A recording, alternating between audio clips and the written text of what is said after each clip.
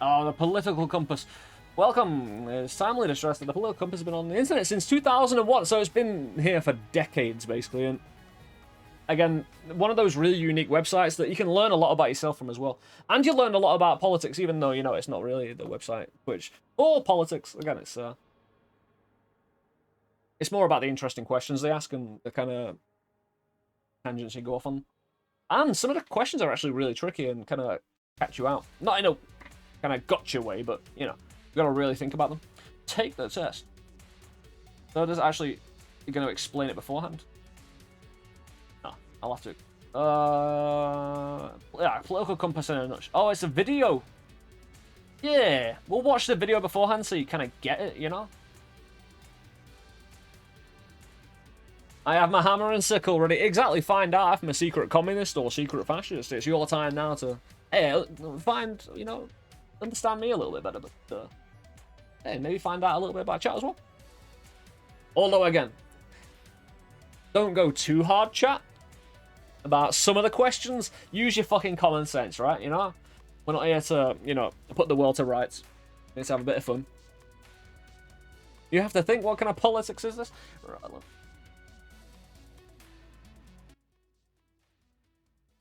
That might blast you in the fucking... Hi.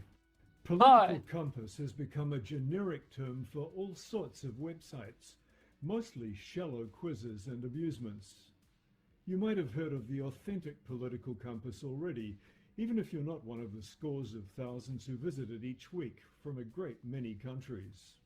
Our propositions, none of them are questions, are simply a demonstration of our core work.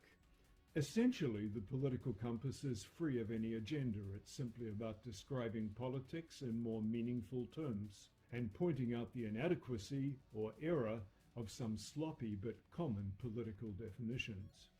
Take left and right. They're essentially for defining economics. A command Marxist economy on the far left, where the government makes all the economic decisions, and on the extreme right, a deregulated or neoliberal economy where economics are left to market forces. Yet left and right are incorrectly used to also define social positions. Take a look at the French political scene. The National Front's routinely described as extreme right, yet its economic policies are often to the left of even the French Socialist Party. But the political compass has a second dimension, the social one, that correctly shows that the economics of France's National Front are quite moderate, as is the case with many similar new so-called extreme right parties in other countries. Their extremism is in their nationalist social attitudes and policies. Conversely, President Macron's economics are far more right-wing in the sense that he's a neoliberal champion of deregulation, but his social attitudes are far more liberal than Le Pen's. If you still insist on calling a party right-wing because it's authoritarian, logic follows that the more left-wing a party is, the more liberal or anti-authoritarian it is.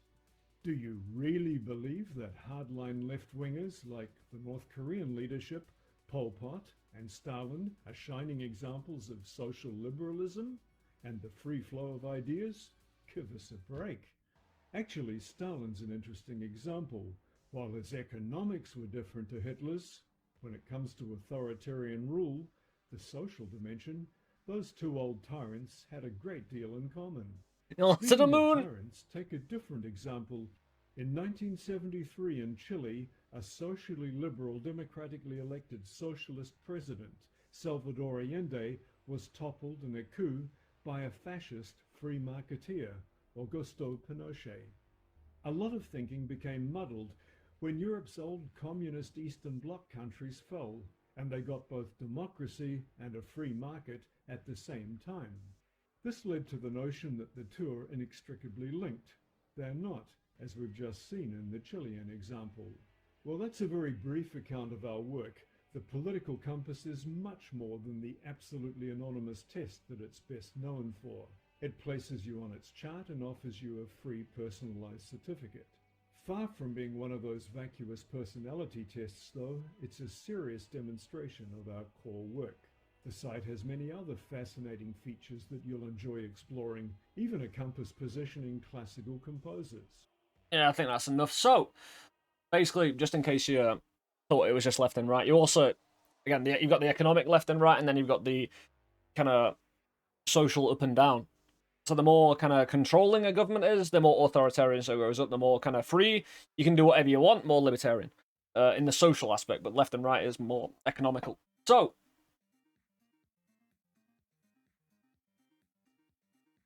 can I just give me a compass? Give me a generic fucking compass. Give me one. Actually, it should. Yeah, right. So last time I took this, I was like bang in the middle of left libertarian, because freedom. Apart from economical, because fuck corporations and all that. Am I the next Hassan? No, that dude's a douchebag. Dude doesn't really know much about anything really. The dude just kind of plays to certain political zones quite well. Can't say he's an absolute dumbass, but yeah. Took 3 tries, but I got pit boss. Your explanation certainly helped. Oh, fantastic, Luke. But yeah, last time I was like bang in the middle, and my girlfriend who took the test at the same time, she was kind of like middle of the road, kind of just in life in general, and she ended up just like being bang in the middle, like just milk toast, no views whatsoever. Just can't we all just get along? No. But again, it asks you a bunch of questions to find out where your political affiliations lie based on those questions. So the test before taking the test, please note this is not a survey, these are not questions, they're propositions. Question the logic of individual one. Irritate, you always miss the point. Some propositions are extreme, some are moderate. That's how we can show you whether you lean towards extreme or moderation compass. Your responses should not be overthought. Some of them are intentionally vague. Their purposes are to trigger reactions in the mind box, measuring feelings and prejudices rather than detailing opinions on policy. Page 1 of 6. Just a few propositions to start with, concerning no less how you see the country and the world. So, of course, me being English, the way I see it, like especially the world, the more west you go, the more conservative you go. Like America is more conservative than the UK. UK being more conservative than France, and it kind of just goes to. In terms of certain policies, anyway, I wouldn't say that's entirely true in terms of social kind of freedom. Yeah, these points get like two people calling me out. Hey, it happens. Yeah, people call you out for your beliefs and shit like that. It depends how extreme they are. Maybe you should call that. Most of the people, just because again, notice any difference, and some people just like to bitch and moan. Question number 1: if economic globalization is inevitable, it should primarily serve humanity rather than the interests of transnational corporations. The globalization, just in case not up to spec with political terminology.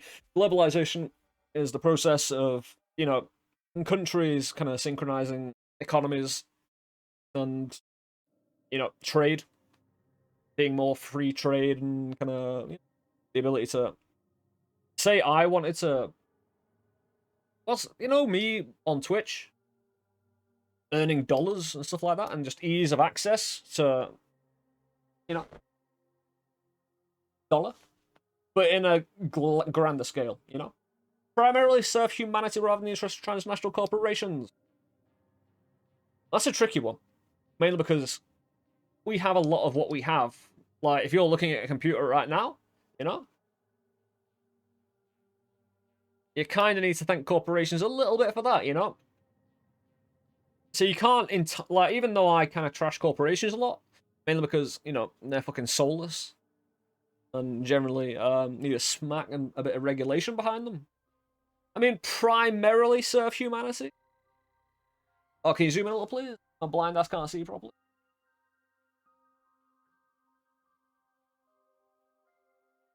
Some. Yeah, get rid of the sidebar. Beautiful.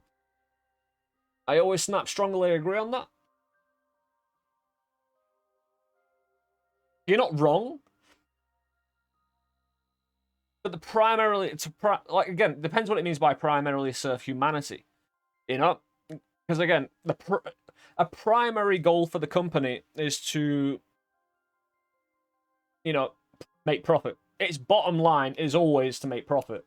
So if you changed that bottom line from only profit and surviving and, you know, not going bankrupt to only serving humanity, you're basically looking at a lot of privatization. Instead, you might as well, right? However, corporations have, like Monsanto and people like that, if you look into certain histories in certain countries such as India and stuff like that, where, you know, they perhaps didn't really serve the core interests of humanity, you get tragic results. I'm going to go agree with that. And I used to go strongly agree. But again, it's the word primary there that I think it needs to be a good balancing act. You know, between good regulations for a corporation, you know.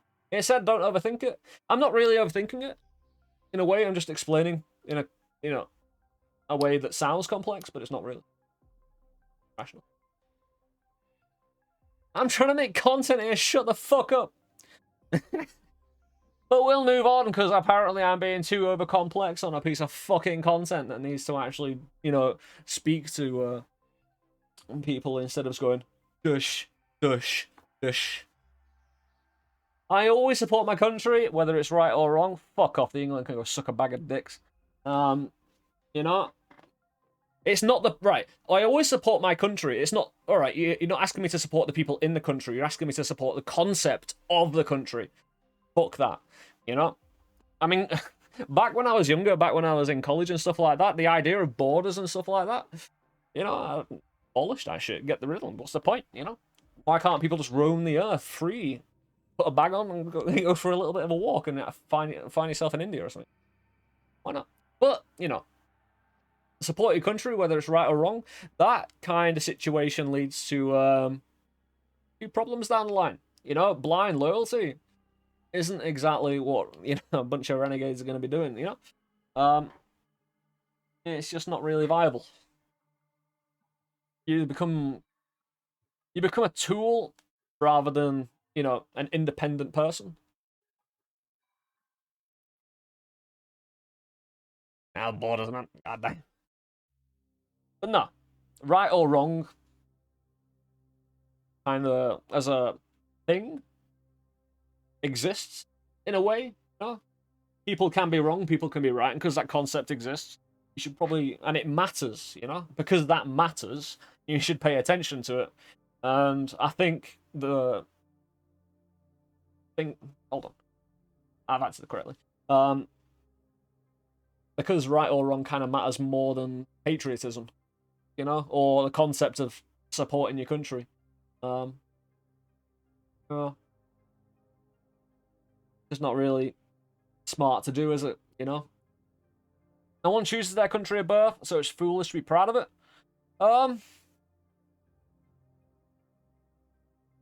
So it's foolish to be proud of where you come from. It just depends, because where you are born, like, it can be a town, it can be a county, it can be, you know, a state, it could be a country, it could be, you know, a continent. You know, a lot of people with South American pride, for instance, instead of just say, you know, come from Brazil or something like that. You're like, I wouldn't say it's foolish, but again, it's not contradicting this. I want to choose, again, trying not to completely misread the big problem with mine. No one chooses their country of birth, so it's foolish to be proud of it. That kind of...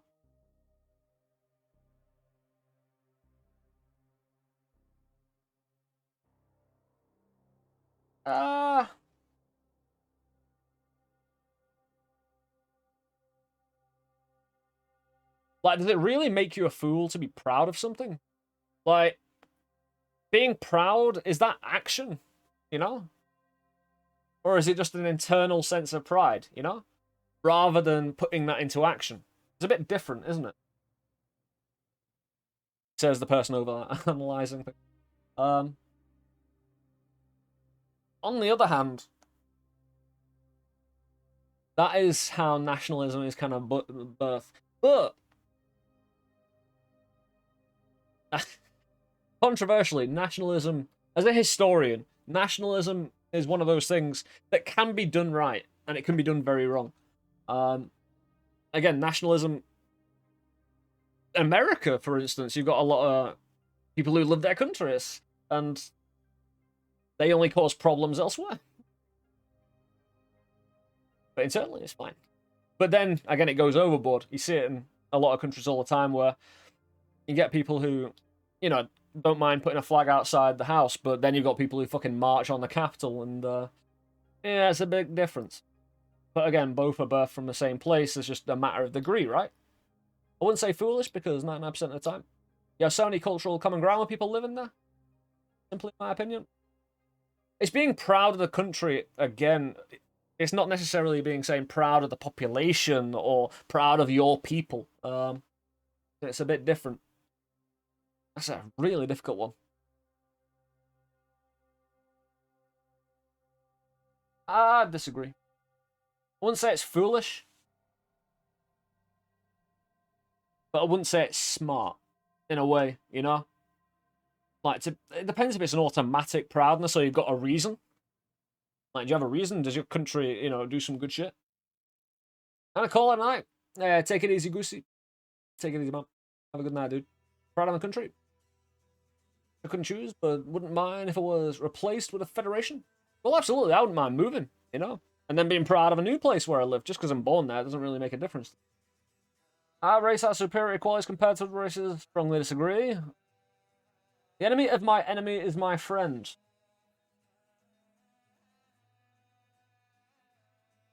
I mean, might help you out. Depends if they ever do anything against you. Too bad there isn't a middle ground, like, I don't know. I can be proud of multiple things. You can.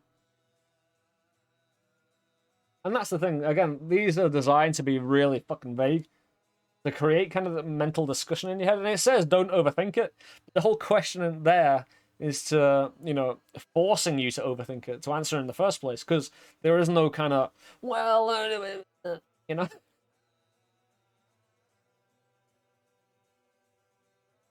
Like, why should you be proud of it? Like, did your country's football team win the world championship?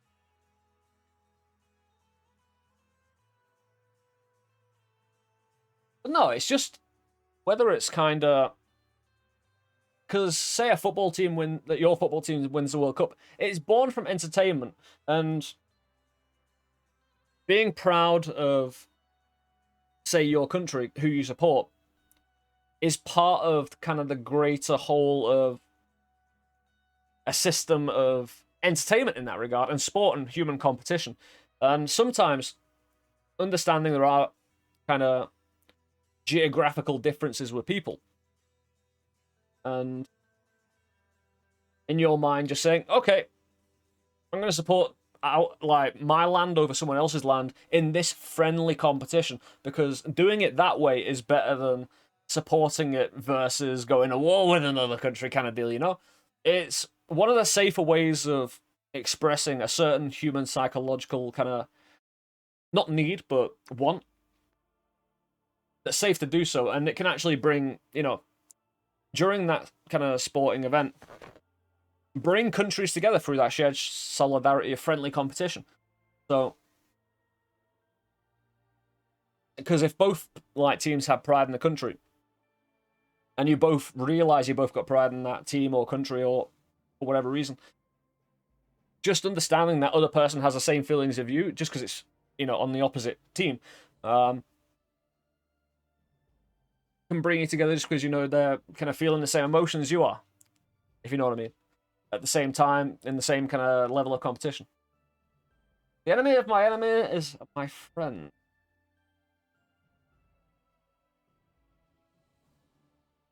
Yeah. Sometimes.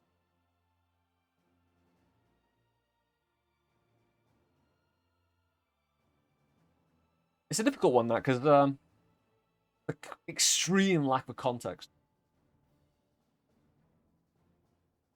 But sometimes you need assistance, since an enemy often needs to be overcome, you know? And if that enemy has already got an enemy and you're like, hey, he's my enemy too, it can facilitate, you know, victory.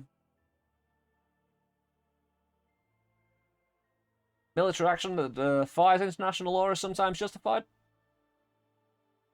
Nah, when it comes to global rules and stuff like that, there's reasons they exist.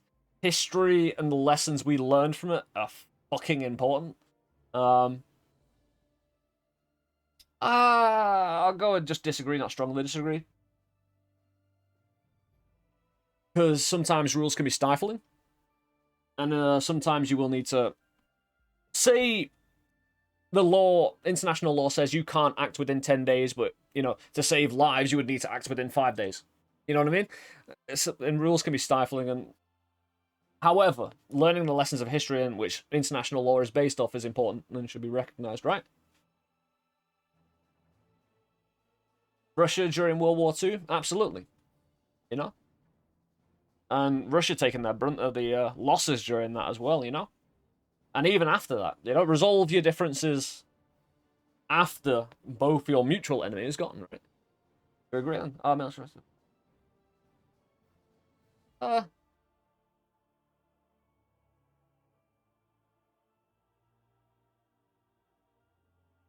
suppose, actually, since it does say sometimes justified.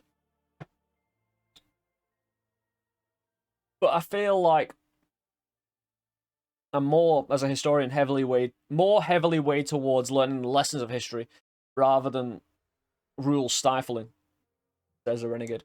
So in terms of, again, lessons from history be strong, you know, because of the horrors that history has provided us. And the lessons that need learning, otherwise, you know, get a few problems. I mean, your 5-day example, the rule is 10 days.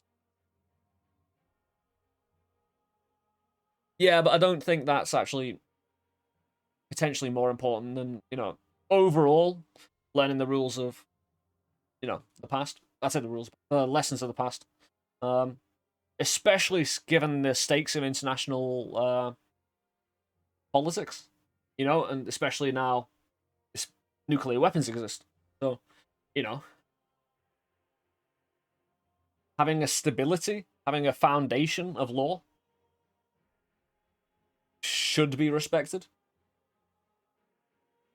Despite the fact, again, it's why I'm not strongly disagreeing. Like, it's sometimes justified if they just change that word sometimes into something a little more rigid. I think I'll be happier to say agree. You know what I mean? But sometimes, what do you mean? Like 49% of the time, you know? So that'll be a bit too much. There is now a worrying fusion of information and entertainment. Fake news! Worrying? Yeah, suppose. Considering, again, going back to history, propaganda has always been a thing that has often, you know, galvanized people into doing some horrendous shit. And with worldly information being fused with entertainment and making it more palatable, like saying actual fake news and propaganda information. It depends what it means by information, whether it's true or false information. Because it says information, I'm just going to assume it means both. And fusing it with entertainment, making it more palatable and making it more accessible for, you know, idiots. People who are susceptible to propaganda, you know, being subtly coerced through that entertainment into believing certain things. Twitter and Facebook manipulate the presidential election. Yeah, I'm not gonna say strongly because there needs to be somewhat of a an accessibility to information, but no. Did I miss no accessibility you didn't need? I've been meaning to do this for a long time. Hope you're doing well. Yeah, it's a little bit worrying, right? There's a concern there, especially with the internet being the way it is, especially at the moment with factionalism becoming a bit more, aggressive. Content being a little bit of a delivery mechanism for that factionalism. Yeah, it's a worry. I wouldn't say strongly because, as free humans, we have the freedom to, learn from our mistakes and learn, and correct ourselves on bad information. Learn some good information instead. I think if you look at America, you get a much different view on how worrying it can be. Probably, yeah. But however, I think to worry about it, because it's just the way it is, and there's not much we can do about it in a sense. Like, again, considering it's a global thing, having the entire world come together to regulate that kind of thing. The internet's always been a bit wild and, free. And understanding that for like 25 to 30 years, it's a thing that probably isn't going to easily change. So worrying about it, that's why I don't strongly agree. It's just the way it is now.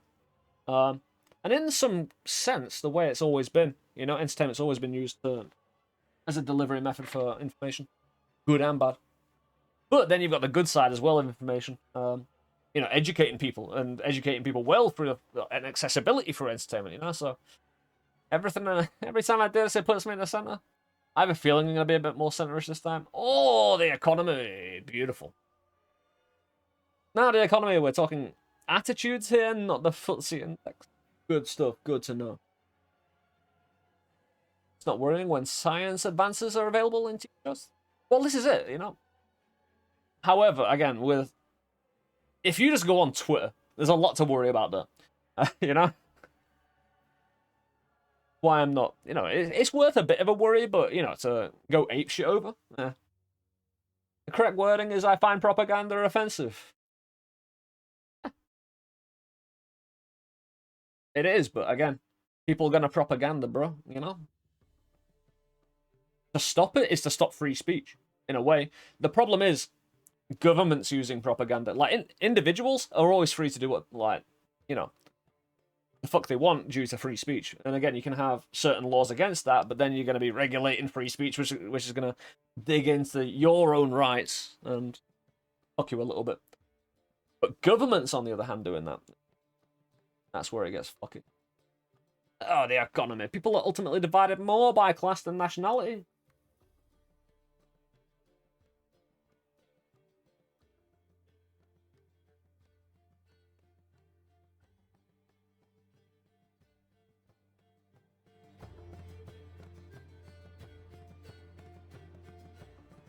I can justify everyone's response to that answer. Strongly agree, you reckon, Myth? I don't know.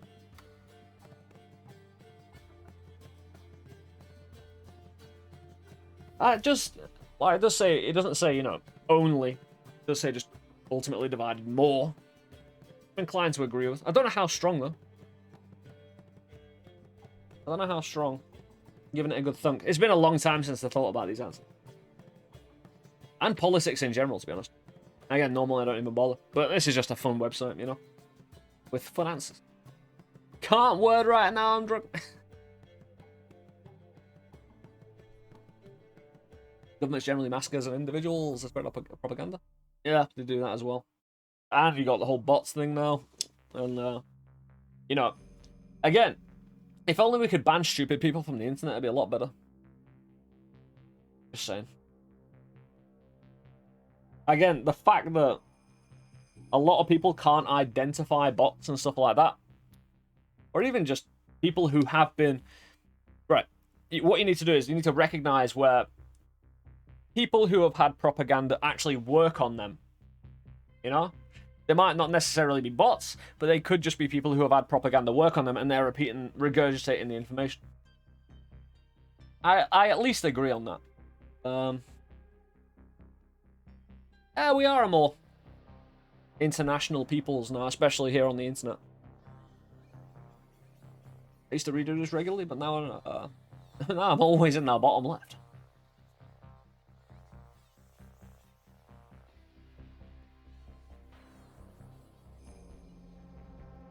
Yeah, I'd agree with that. I strongly agree with that, actually. Giving it both. Controlling inflation is more important than controlling unemployment. Inflation, basically, you know, like what happened to Germany during the Weimar Republic, where the economy collapses and the entire, like, you know, Zimbabwe, where, you know, you get the $1 trillion bill for a loaf of bread, you know?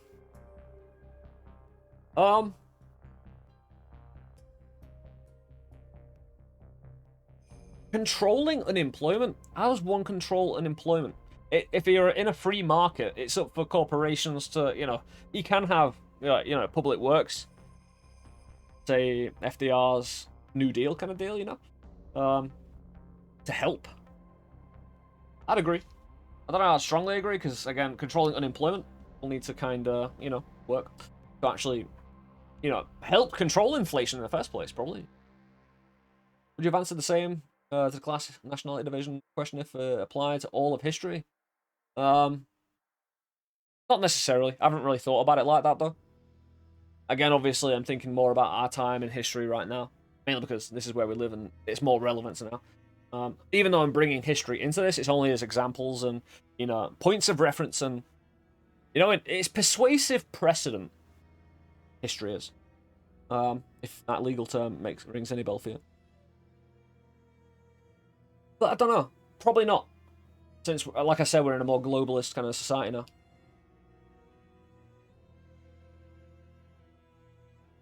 It's all what I say I do on the scoreboard. I'll fill it in yourself. Keep on going. You raise interest rates to control inflation, but companies have less capital to employ people, so unemployment rates go up. Yeah. Question kind of, you know, it's not a gotcha question, but it's kind of like, you know, simplifying things a little bit, innit? But yeah, a loaf of bread should not cost, you know, hundreds and hundreds of pounds. Versus, you know. And controlling unemployment. Like, back in the day, you had a... Right, I was reading in a newspaper today, like, how back in 1960s, 70s, you'd have a lot of well, even back further than, you'd have housewives, and only the male of the household, the husband, would work. So you had technically massive unemployment because women wouldn't work.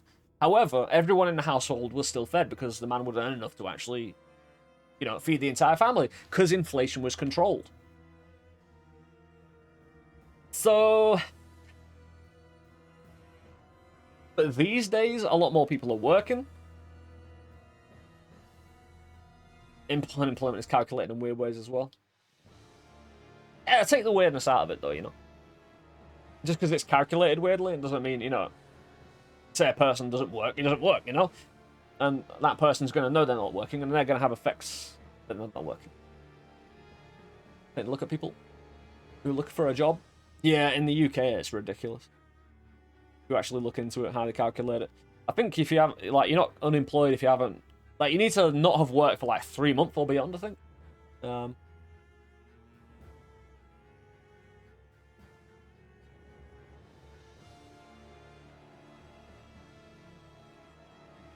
Yeah, I'd agree on that one. Basic corporations cannot be trusted to voluntarily protect the environment and require regulation. Strongly agree. I think we've seen many, many proof of that. You know, corporations can't be trusted because they have no fucking conscience. Simple. You know, when you get groups of... History has shown, when you get groups of... massive groups of people together, they generally do not act like a real human. A lack of empathy, a lack of conscience, a lack of care, you know, towards their surroundings or other people or whatever, you know? So, yeah, of course they do. But each according to his ability, for each according to his need, is a fundamentally good idea.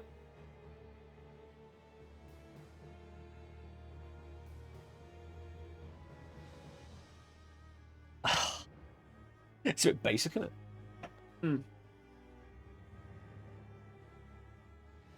I can answer that one. But we'll get to that. Each according to his ability, according to his need. I like it's more complicated in a free society where, you know, it depends. It doesn't say want, you know? It says need.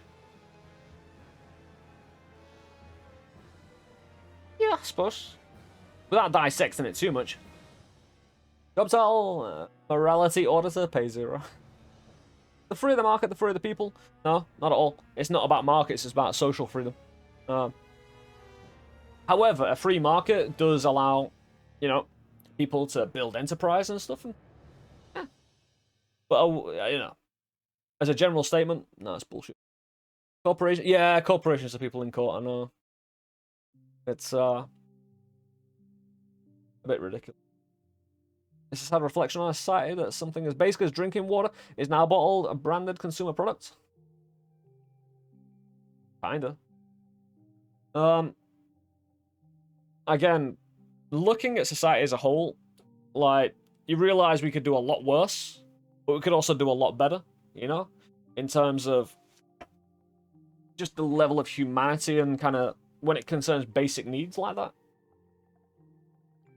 You know, it does say it is a bit of a sad reflection. Fundamentally, is the key to that.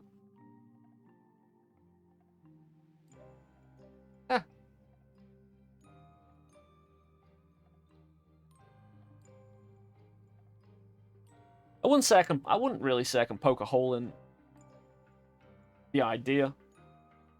Mainly because it's too basic. It's too basic of an idea to really apply. But again, I can't really find an argument with it. But I'm not going to strongly agree. You know, it needs to be the bedrock of society. Bottle a million gallons and fly anywhere we need.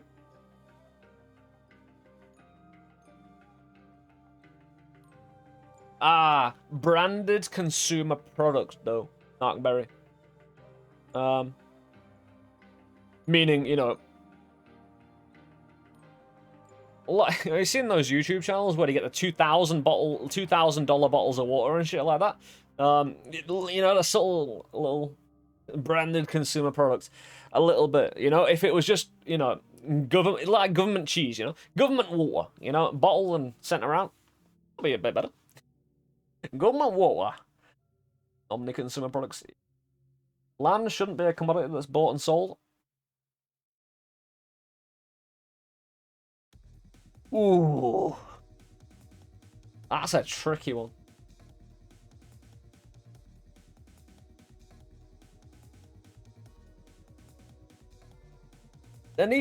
Again, here's the thing about society and civilization, right? And a cultured civilization. Because it has worked to actually civilize society when it concerns both capitalism and democracy into a certain level, despite the fact it has problems, parts of that system make up the greater whole. And to say it shouldn't be, like, if you remove that part of that civilized society, like, could it collapse the entire thing? So to say it shouldn't be a commodity when it's been proved as part of a civilization that works up to a certain point in kind of, you know, keeping all things, I say fair, you know, keeping things stable. However, it needs to be regulated. Does your land belong to the state? That's a good point. That is the kind of opposite, I suppose, isn't it? Or the land belongs to no one and there is no state, which would be anarchy. Well, saying that anarchy is a bit different. I mildly disagree with this one.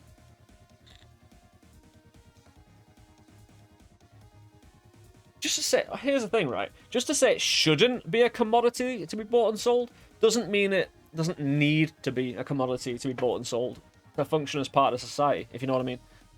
You can have an opinion that it shouldn't be a commodity, but understand its need, if you follow. I mean, all the land, in my opinion. You should earn everything in life. The paying for the land is okay, but needs to be regulated, as you said.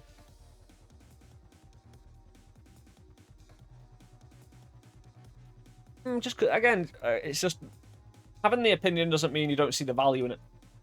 And if you see the value in it, maybe your opinion is wrong. Fuck, this is actually quite complex. Needlessly complex. Boundaries have been the cause of a lot of war. It's also been the cause of a lot of stability in the world. Because without the borders, again, the idea of a state and a society and culture wouldn't be able to prosper as much. Maybe.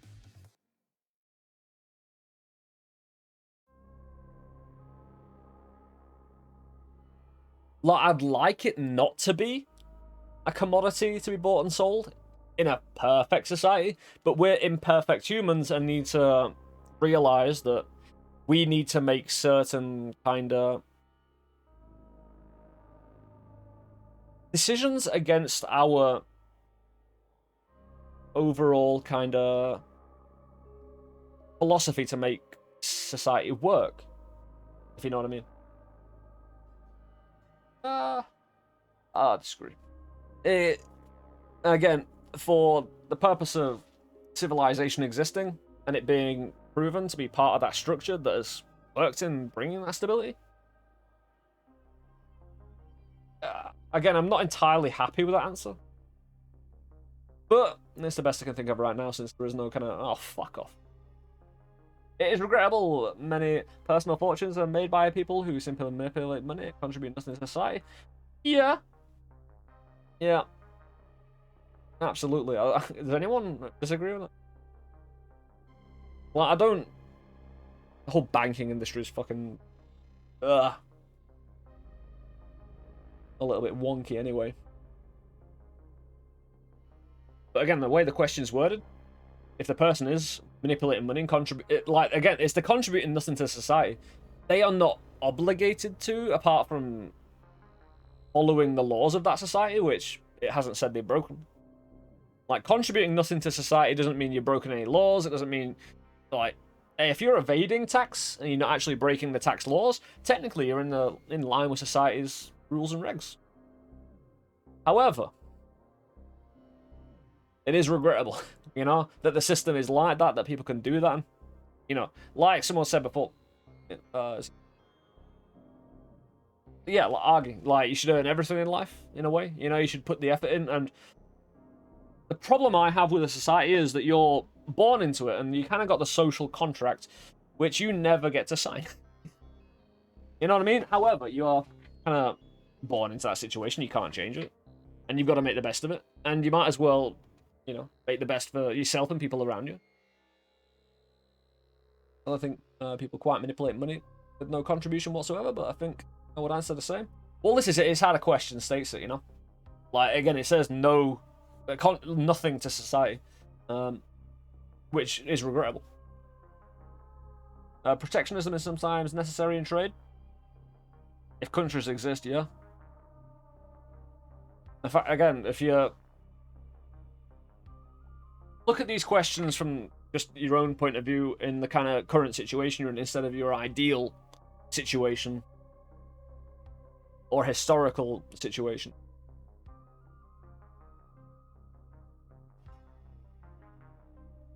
Again, sometimes resources you have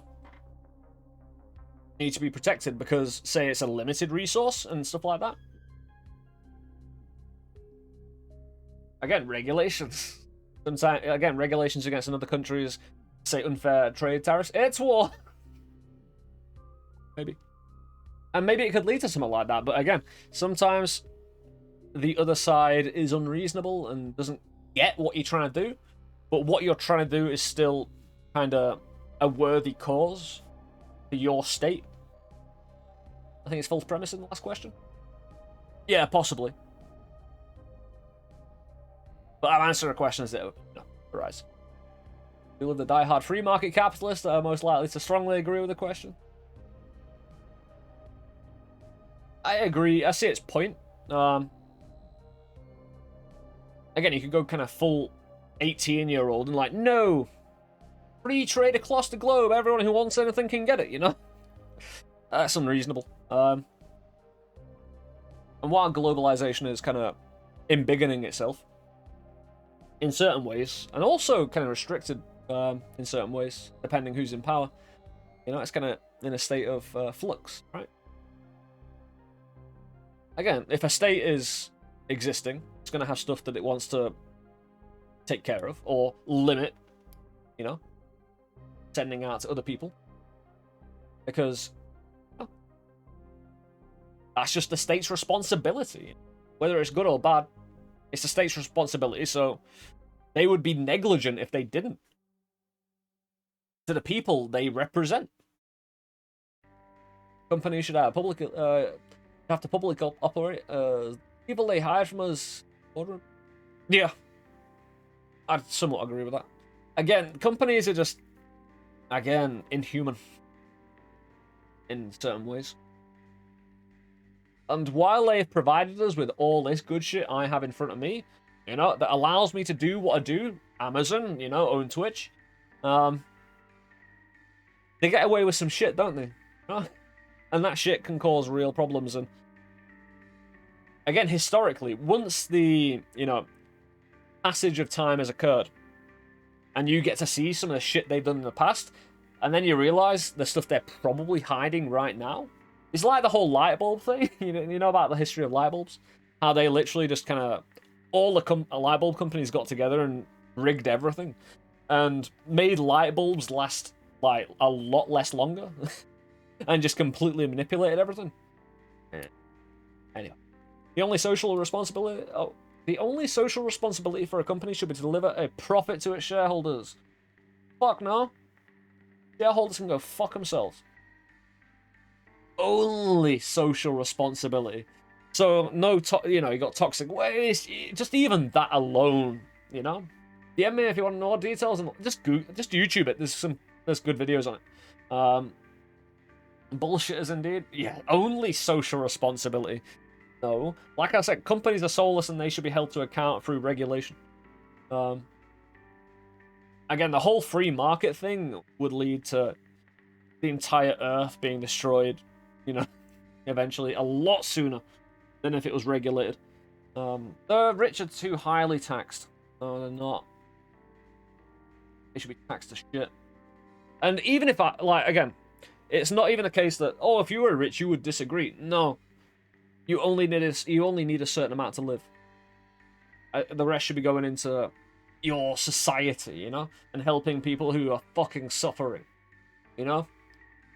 I mean, just because you're rich doesn't mean you don't suffer, but money doesn't solve that. However, money can solve hunger and stuff like that. So, you know, no, they're not. Again, they're not taxed enough. Even if they were even highly taxed, as I would like them to be, they're still going to be richer than everybody else. They're still going to be, you know, earning a fuckload. Capital gains rate is a joke.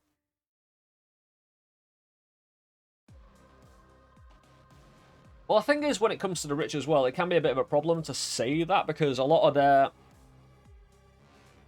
net worth is in assets or stuff like that, not necessarily cash money, you know? So that's why, say, Jeff Bezos, on paper, he's rich, but the actual money to hand he's got is actually quite low, which he gets taxed on.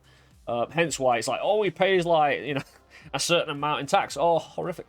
Well, technically, you know, you're taking his net worth and saying it should be and assets and, you know, theoretical money and saying we should tax on that, and that's a little bit fucky. But no. Again, the only problem I have with that question is, just because the rich are taxed doesn't mean that money would go to where it needs to be. That's on the, you know, hello for crazy, thank you for Mr. Bun. Doesn't mean the money would go to where it needs to be, but at least there's an attempt, you know? So, and the money's got to go somewhere. In an ideal world, you know, the society would actually take that money and put it into, you know, instead of paying their friends more money or whatever.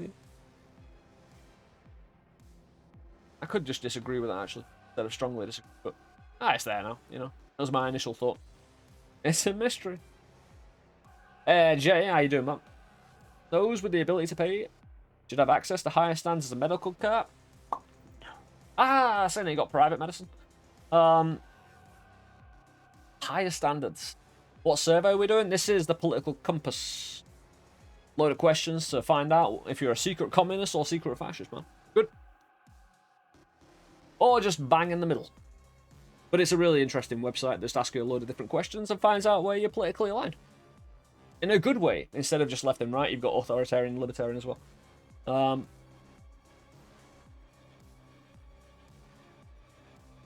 The thing is, in the UK, we have the NHS, but we still have private healthcare. But does that mean higher standards? You know what I mean? Shouldn't the public healthcare be just as good as the private? Maybe. Let me have a think. Saying that, the problem I have with that is the higher standards, right? Because those with the ability to pay could free up resources for public healthcare by paying for themselves. However, as a trade-off, if they are paying for themselves instead of the NHS, they are actually paying with their own money, so shouldn't they get something out of it?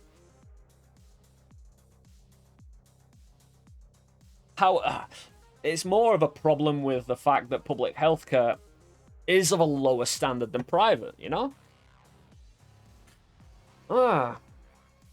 Crazy they can afford radical treatment, should be able to. Yeah, I'm kind of...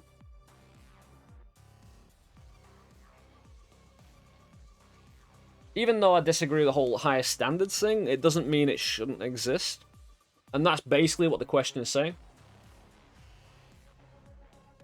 The question implies that if the standards are the same, then the people providing the care paid less.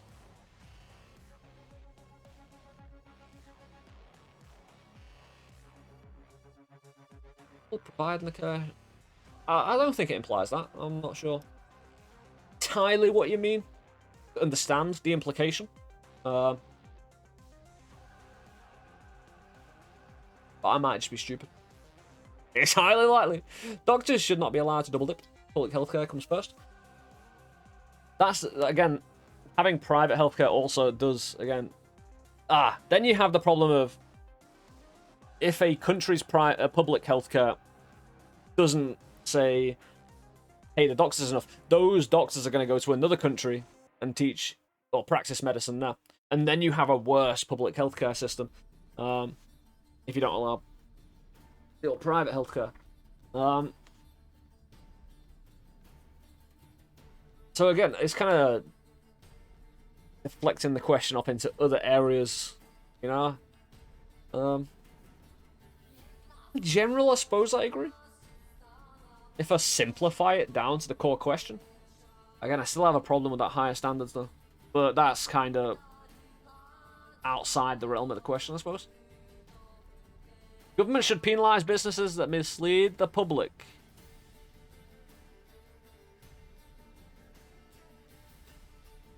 Depends how badly. Again, it's a matter of degree. Everything is... Nothing is black and white. Everything's grey, mate, you know? It depends what, again, penalise. I mean, they should. Like, again, misleading the public can, in the most extreme, cause, you know, death. But no, it's just a really bad road to go, right? If you have an open kind of... It's like trading standards, you know? You're not allowed to lie about a product on the box and stuff like that. And if they don't, they should be penalised. Simple. This doesn't really get more complex than that. Christian healthcare, pool work, like the Amish, farm pool, cracker junkie pools wouldn't work. Don't give us money. Let us form pools of our peers.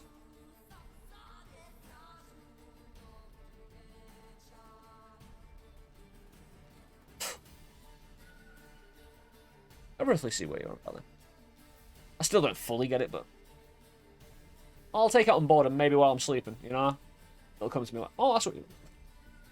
The standards should be the same in both. They should be, but, you know. It's just a, unfortunate... I say unfortunate. It's just the way it is, you know? A genuine free market requires restrictions on the ability of British international monopoly. Yeah. Yeah, it does. Again, a monopoly can squash a free market, basically, because it's not free anymore if there's a monopoly. That's the entire point. Right? It's like a state. Right, if there's a monopoly, it's basically parallel to a state-owned corporation. It just happens to not be publicly owned.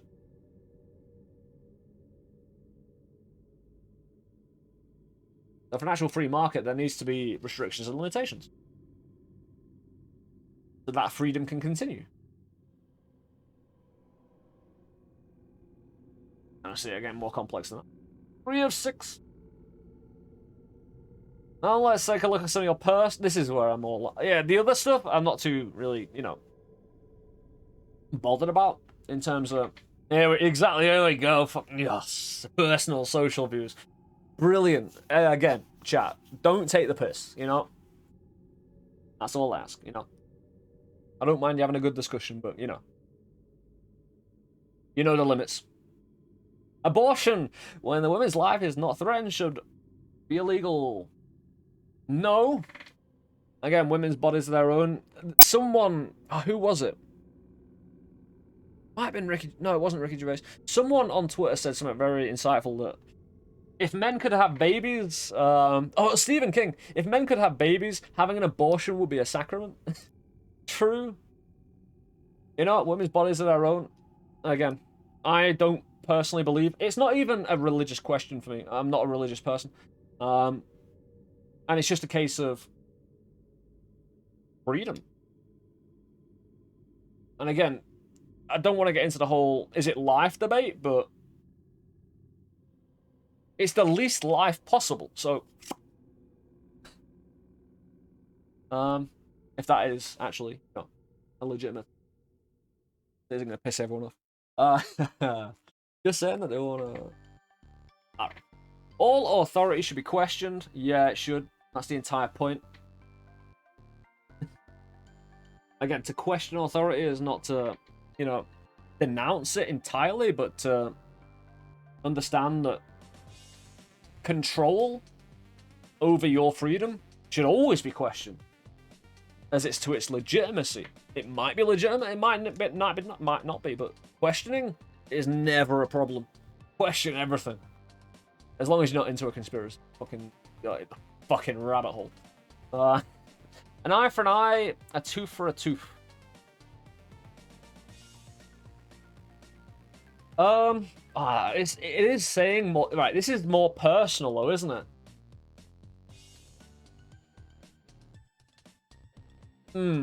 Because on a global scale, might be a bit of more of a different question. Or answer, sorry. Life's more complicated than that, isn't that? It is more complicated than that. And sometimes you need to be the bigger person. Sometimes, it's just a case of values, right? That person might have values that, allows them to kick the shit out of people, while yours doesn't. So, be the bigger person. What about a tooth for an eye? It doesn't ask that. That's out the realms, Coaxel. We can't do it. It's a banned question. You renegade son of a bitch. Maybe you should think of it as a philosophical and penal system. That's a good way of looking at it. That raises huge problems, though. Like, because if it is a penal system issue, there is a question of balance. Because what if a person in a penal system issue, what happens if a person does something to someone that they can't reciprocate with an eye for an eye policy,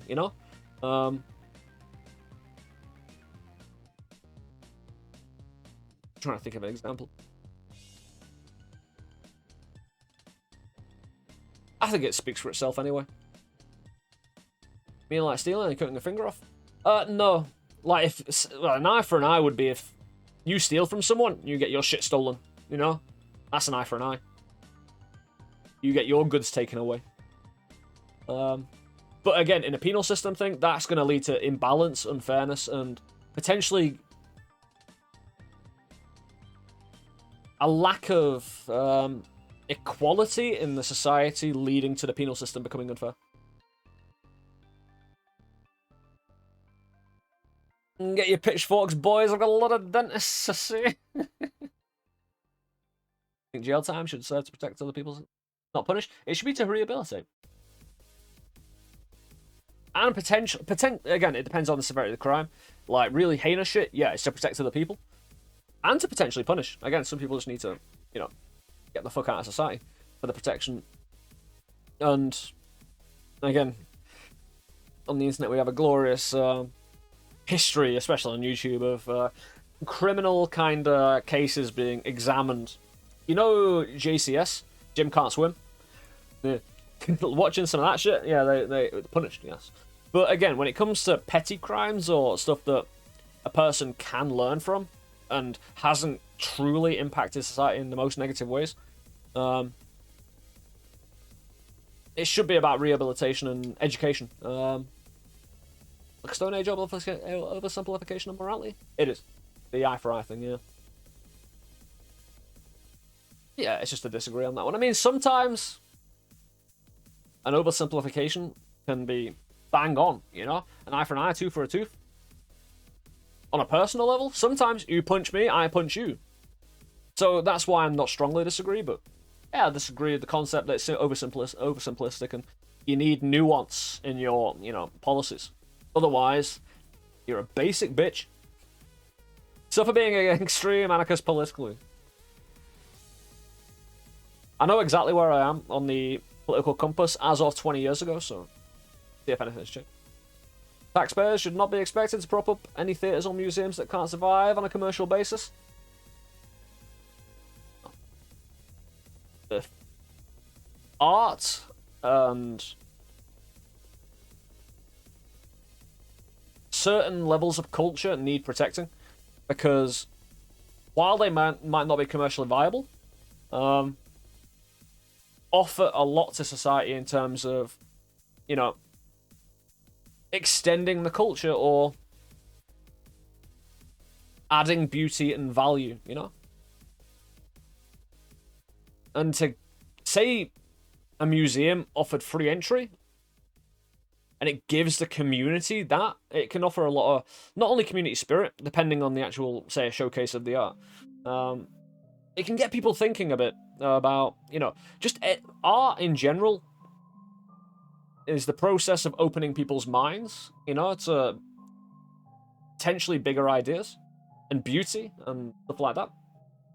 I'm not saying all should, but it says any theatres or museums, so I'm saying strongly disagree, because there's quite a lot of instances where, especially in museums, you know, free admission, not viable on a commercial basis, but wholly beneficial to the people who go there. Again, I've been a few museums, and, you know, when it concerns, well, museums are mostly history-based, but you've got, in Manchester, the Museum of Science and Industry, which has a lot of old kind of Victorian and early 20th century motors and trains and train engines and just cool things, and they do really cool kind of showcases of really wild shit. Like, I remember back when I went to the Museum of Science and Industry and they did this showcase of what it was like to be blind. Like, this entire kind of, not maze, but series of rooms where they turned, like, pitch black. And you got led around and what it was like to kind of be fully blind.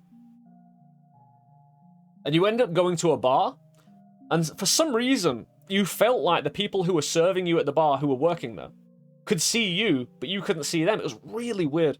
Like they were wearing night vision or something.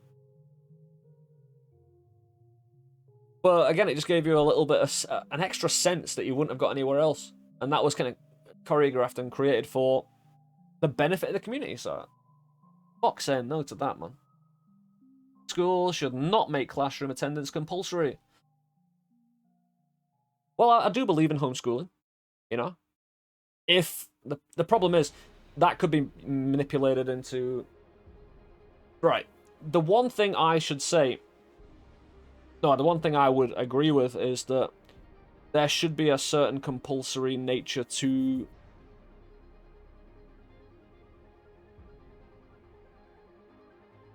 I say testing, but if you don't make classroom attendance compulsory, shitty parents can neglect their children into a lack of education. And that's not the child's fault, and they should be protected against that through the compulsory attendance, right?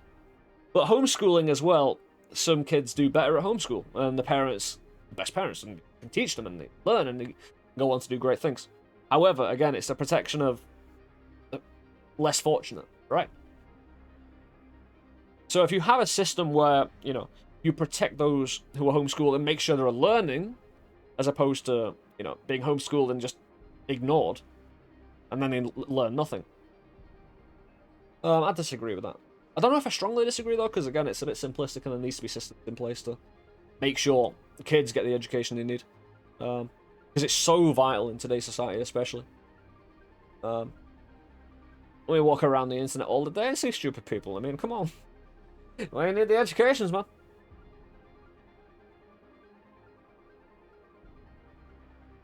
Hey, education isn't everything either. In terms of, you know, not being a cunt. You know, it's a good foundation, though, you know? Especially if you learn the right subjects and take the right things from them. Let me get this right. Schools should not make classroom attendance. Not. Disagree on it. Homeschool really fails, statistically speaking. Given what we saw from COVID. Could be due to how new it is. Yeah, I think the parents weren't prepared. However, again, some families might come from a tradition of homeschooling and really know a system or way of doing it. And if the kid themselves might be more suited to it. So if you can't fit everybody into the same box. I hated school. It's not that I would have liked being homeschooled, but when it comes to school in general, you can't fit every kid into the same box. It's not going to work for everybody, right? Say kids are like different animals. You can't expect everyone to climb the tree kind of statement, you know? If you've ever heard of that one before. I dropped out of school because I couldn't handle it. Well, this is it. I mean, there can be a real problem behind it. There should be different ways of, you know, a multitude of ways of teaching. Rather than locking kids in a classroom, making it feel like a prison, you know? Would have done great with homeschooling, getting a curriculum to get into. Schooling in general is an excuse for Jesus stuff. Fuck out of kids. Kids don't really have a choice.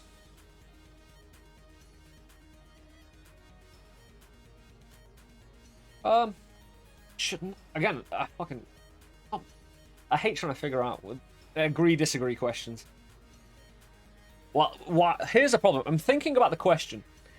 At the same time, trying to think exactly, you know, which way it goes. No, it's a disagree. Shouldn't kids be exposed to the peer group as well, though? Maybe being exposed to the peer group in the school setting is a negative. Like a whole negative that impacts the learning of the person, the kid. While there is other opportunities for a kid to be exposed to their peer group. Like, if a kid is homeschooled, you would expect that they are involved in other extracurricular activities that expose them to that.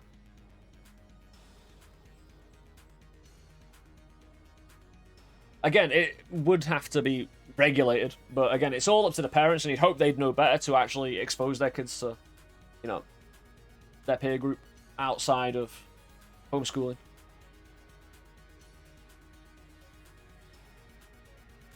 Can't this means compel home classroom attendance too? Yeah. I suppose it would do. It says classroom attendance. I don't know. The way it was worded, I assume school, you know, because classroom. But you are right. That might be a strong disagree, though. Because again, in its most basic form, kids should get an education. Like, down to its core. They should. It should be a human right nowadays. Information and understanding and processing information is so valuable to the progression of individual humans. It's unreal, you know? While people, like, he got the movie Forrest Gump. He wasn't the most educated dude, but he did great things. It's a far too simplistic view, and you need to give everyone the best chance possible. as far as it can be arranged. Anyone who agrees with this next one needs to be kicked in the... I'll go strongly disagree. Right, are we assuming the classroom attendance means homeschool as well? Because if it is, strong disagree. If it isn't, then I'll go disagree just on the basis that you need to consider homeschooling. I think it would be weird of them to make this question of homeschooling or not. Oh, well, it does say schools should not make classroom attendance compulsory. So it is saying schools, not homeschool. So I'm gonna keep disagree the way it's worded. It does say schools, not education. You know, schools or homeschool. All people have their right. All people have their rights, but it's better for all of us. But different sorts of... Fuck off. No. Absolutely not. Better for all of us? That's a strong statement to make, isn't it? Fuck off. But what? Better for all of us? No. One, I don't even believe that. So, that's an easier one, isn't it? You know, for one, it's not better for me. So, goodbye. Goodbye, question. My bad. Alright, clear it, voiceless. Yeah, we're gonna... I think, you might have your own opinions on that, but my own personal one is, you know, that a lot of diversity, you know. Because diversity of people, that... I think the major point of contention isn't necessarily about different sorts of people. I think it comes from different sorts of rule groups, where people have their own sets of rules and a person disagrees with their set of rules. And they're going, that's unfair, you know? When you're looking at another group of people and saying, you're treating so-and-so unfair in that group, and we don't like that as our group. But that's not what the question is saying. And even so, that's still highly up for debate, depending on the severity of, you know, the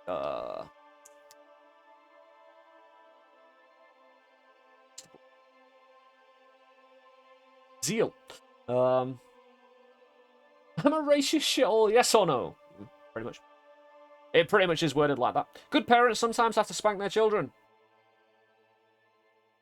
Yeah. A little bit. Sometimes. Again, not in a violent way at all. But when I was spanked as a child. And I grew up alright, right? I mean, I didn't like it at the time, and there can be some latent resentment. But discipline, you know, at least some discipline. Because if you let your child run rampant, again, sometimes it's not that words aren't enough. It's just that as a parent to a child, a kid can get used to the aggressive tones of... What's the word? When a parent is displaying their displeasure with a child, like, kids can just kind of not gain the discipline they need from an aggressive tone. And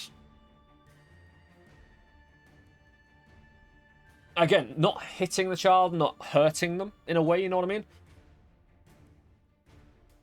I definitely don't agree with that. That's not what I'm saying. Spanking is completely different, in my opinion.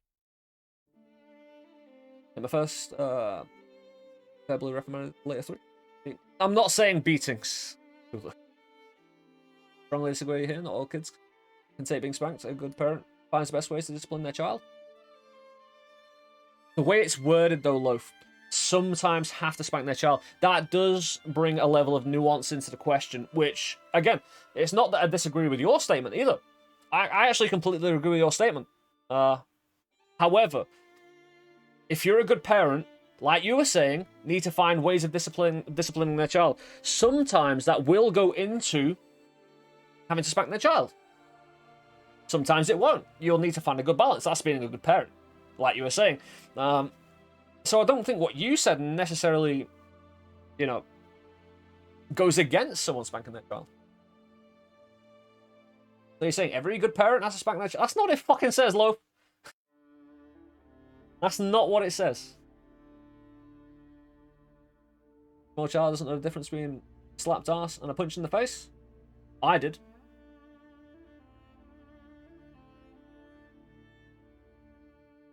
I know I'm not the sole arbiter of if spanking, is feeling any different, but no, there's a huge difference. I mean, sometimes words are definitely not enough. All people are created equally, but again, the operative word being sometimes. Having the option again, all love to you there, love. Again, this is just theoretical. I'm never gonna have kids. Because I am not a responsible person for myself, let alone someone else. Sometimes can mean zero. Particularly good parent. Yes. It's an abuse of trust. I wouldn't say necessarily. As a parent, you are an authority figure, and you need to find ways of maintaining the authority balance. And again, when I was spanked as a child,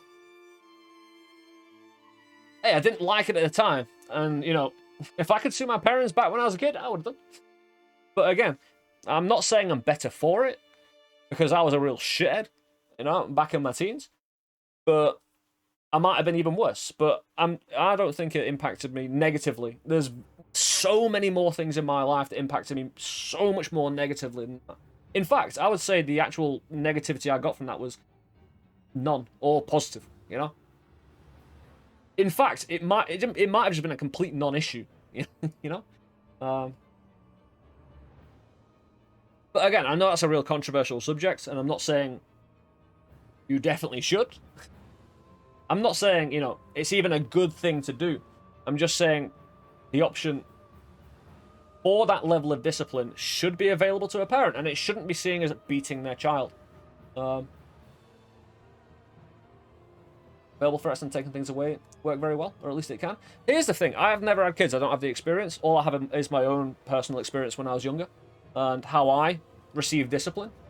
I believe my parents could have not done that, but they did. But I don't blame them for doing so, I don't feel like they harmed me in any way through that. Again, the way I was brought up was in a very loving middle-class family. I have a few disagreements with how I was raised, but again, they tried their best, they tried their hardest, and they used method. My dad was a police officer, so they used levels of discipline that he felt was appropriate, which was very authoritative. I say very authoritative, quite authoritarian, and I disagreed with, but I don't believe. Again, I learned a lot about using violence to solve problems. We are not in the 80s anymore. Thing is, I don't believe it might depend on, right, the way the question is worded. Good parents, so you are assuming you don't have a complete duo of cunts as parents, right? You actually have good parents who can vary the level of discipline and treat you with love and respect in every other way, right? You're not getting kind of thrown in the corner, unfed for the day, I don't view it as violence. Again, it's one of those that there is no right or wrong answer. And I don't disagree with anyone in this sense. All I'm saying is my own personal kind of history. But I do not believe it would actually encourage use of violence for a child growing up saying that it's right. In fact, growing up being spanked probably, as a child grows up, makes them want to be less violent because they experienced it growing. The problem is connecting the spanking with violence is a bit problematic. But being disciplined in that way would probably make me want to use violence less as an adult. I'm not saying that's connected. I'm not a very violent person at all. I got in a fight once and the dude was a dickhead in high school and we didn't really punch each other. He just pulled ties,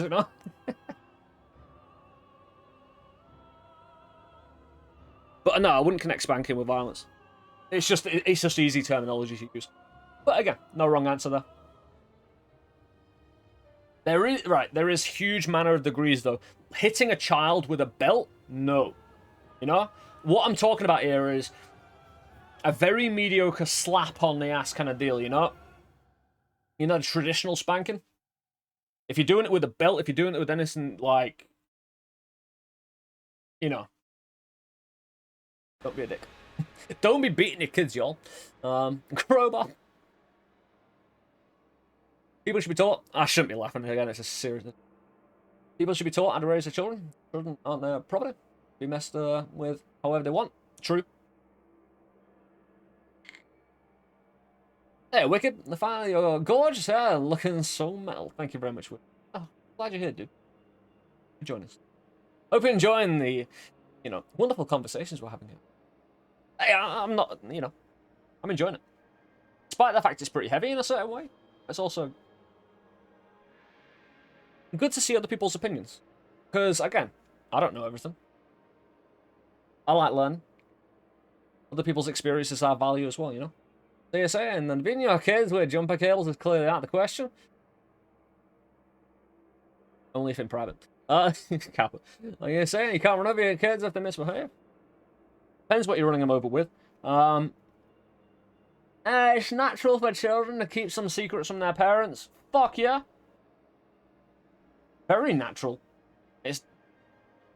I had a girlfriend claim she told her fucking mum everything, which was like very eyebrow raising considering what she knew about me and what she probably told her mum. So my girlfriend's mother would like, I couldn't look her in the eye. Put it that way. Yeah, it's very natural.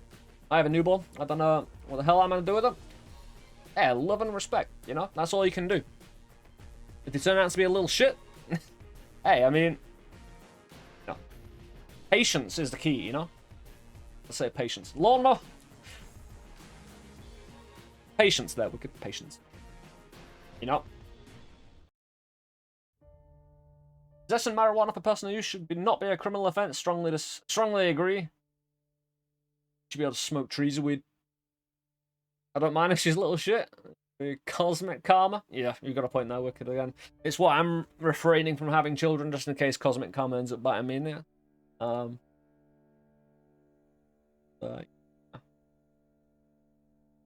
swerve that karma me, you know. I've met girls who really did tell their mum how to railed them up the ass the night before as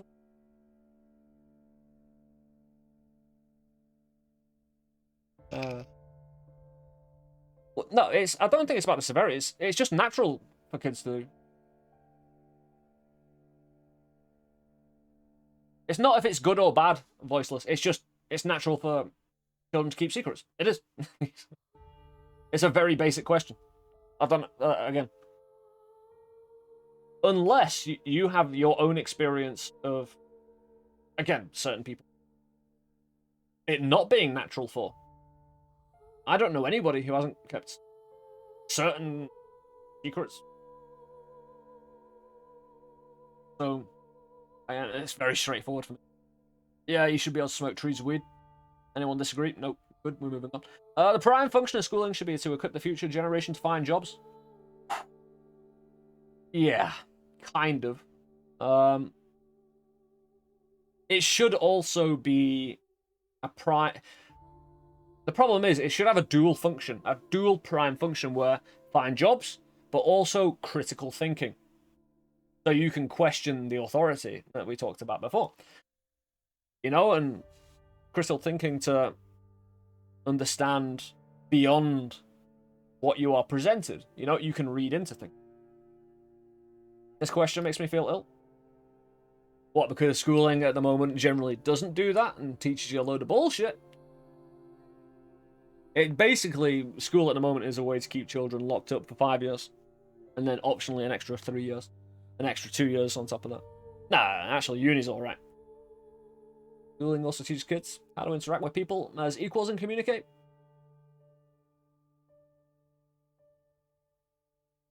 Got a very good point there. The real problem I have with this question, and it's, again, the phrase of the day, shall we say, you know? The problem I have with this question. Schooling Okay, primary school, secondary school, high school, college, university. Which one? All of them? Because the prime function of primary school is to build a social kind, like basic, rudimentary kind of education, math, English, learning how to speak, number, you know? Not really to find jobs. As you get further and further down, the kid gets to choose. When they're going to university, they get to choose. They could do something that has nothing to do with jobs. Actually.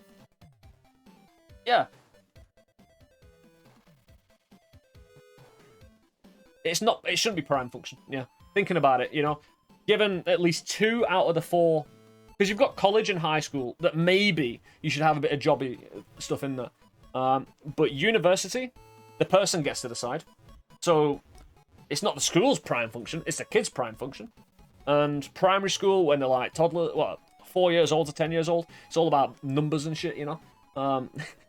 Which is kind of, you know, helping kids find jobs by being able to number. You know. They have specialist schools, not general education, and that. You know, you can always go into an apprenticeship and stuff like that as well. So I'll change my answer to now. We've discussed a little bit more instead of, you know, just my instincts, man. People with serious and heritable disease like to reduce. Whoa! Cough. Can I not answer certain one of these?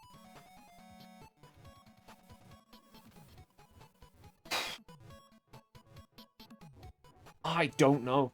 I just don't think about that. It's not my place to say. I don't have an opinion.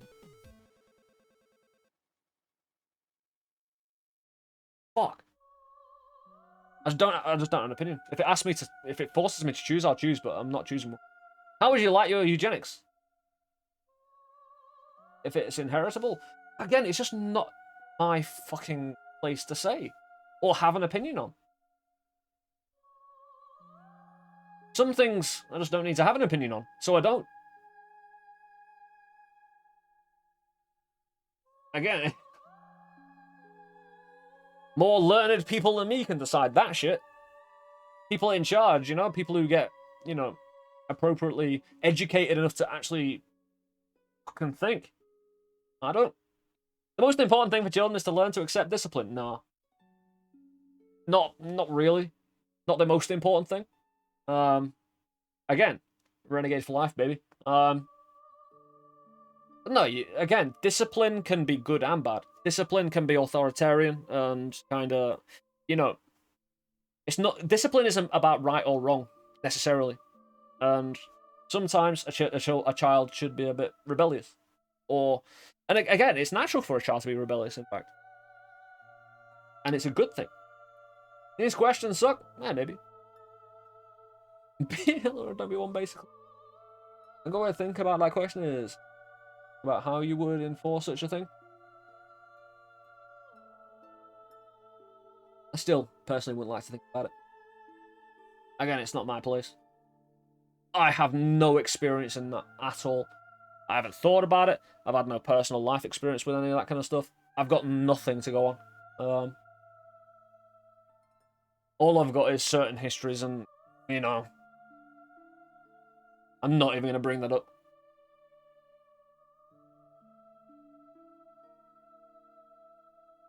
There is no savage or civilized people, just different cultures.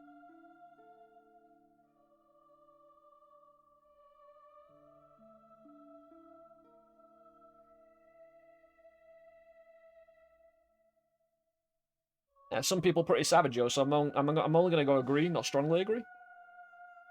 But, again, people can be different. That's fine. Just because, you know, say the Mayans slaughtered 100,000 people by pulling the hearts out of the chest on top of a fucking pyramid. Go them, you know, good for them. I don't care. I wasn't there. I don't know, because there are obviously inherent cultures I disagree with in terms of their inherent cruelty. And with that,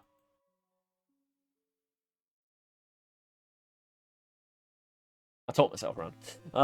You know, going from the Mayans to actually, yeah. No, I think about it a little bit. You know, a culture can be savage. Hey, the culture might recognize that savage nature, or it might think it's a religious thing or whatever, but it doesn't stop it from being, you know, a little bit fucked up.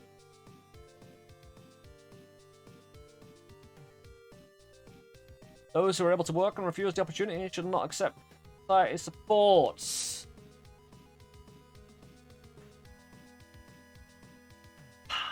Bastard.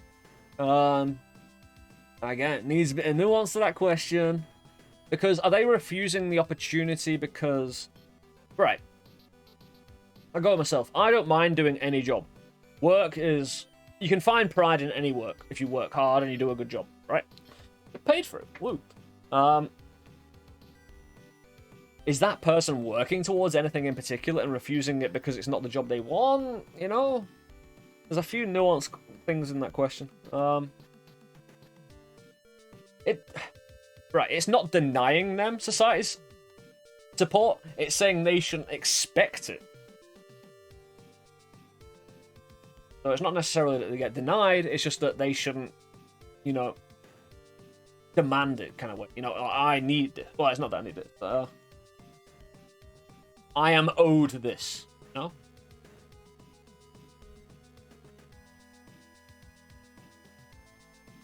I think that has limitations, though, again, in the question. Sounds like people receiving welfare checks who could easily be working instead. Again, a lot of people black and white that question, where it's a bit more nuanced in certain situations. But there are people who are lazy fucks who will just leech off society. No questions asked. That's easy to see. Especially in England, fuck me. However... There are certain levels of support, especially in the UK, for, say, startup businesses. Well, saying that, you're working there, I suppose. I said it's refusing the opportunity, I suppose. And they are able to work. Yeah, I agree, but again, there's a bit more nuance that I'm not entirely strongly agree on. Able really requires more. It does, again... I do like these questions, and it does breed a lot of conversation. This is why I did this today, you know? I do like me struggling and wrestling with these. And a bit of chat as well, you know? Learning a few of their opinions on questions I want to learn. Sounds like people... Alright, I'm just playing Devil's Advocate. Oh, I love it, you know? Again, I've told chat not to go too nuts, but Devil's Advocate's perfect, you know? As long as we don't have any outward... you know, racism or sexism or whatever in chat, I'm happy. And Devil's Advocate's cool. If it is, you know, a bit saucy, I'll let you know. Some of it I'm just not reading because, again, I have no actual interest in learning anything about it because...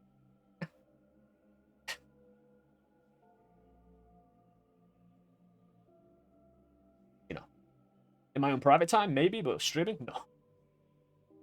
Corporate welfare is a high bill than personal welfare. Force the corps to pay everyone a living wage. People won't refuse to work. Yeah. Also, where the nuance comes in Cthulhu. Not like he said that. I forgot. Disagree on this one. Always try and face or manage your troubles early. And a pile up. Are you moving on there, voiceless? Before I've moved on, I know I've scrolled all the way down, but you can see the strongly agree still there. Ah. When you are troubled, it's better not to think about it. Let's keep busy with cheerful things. No. Sometimes you need to face your troubles head on. I'd say if the trouble is causing you mental instability, distract yourself and that might help. However, it might also help to fucking dive in head first.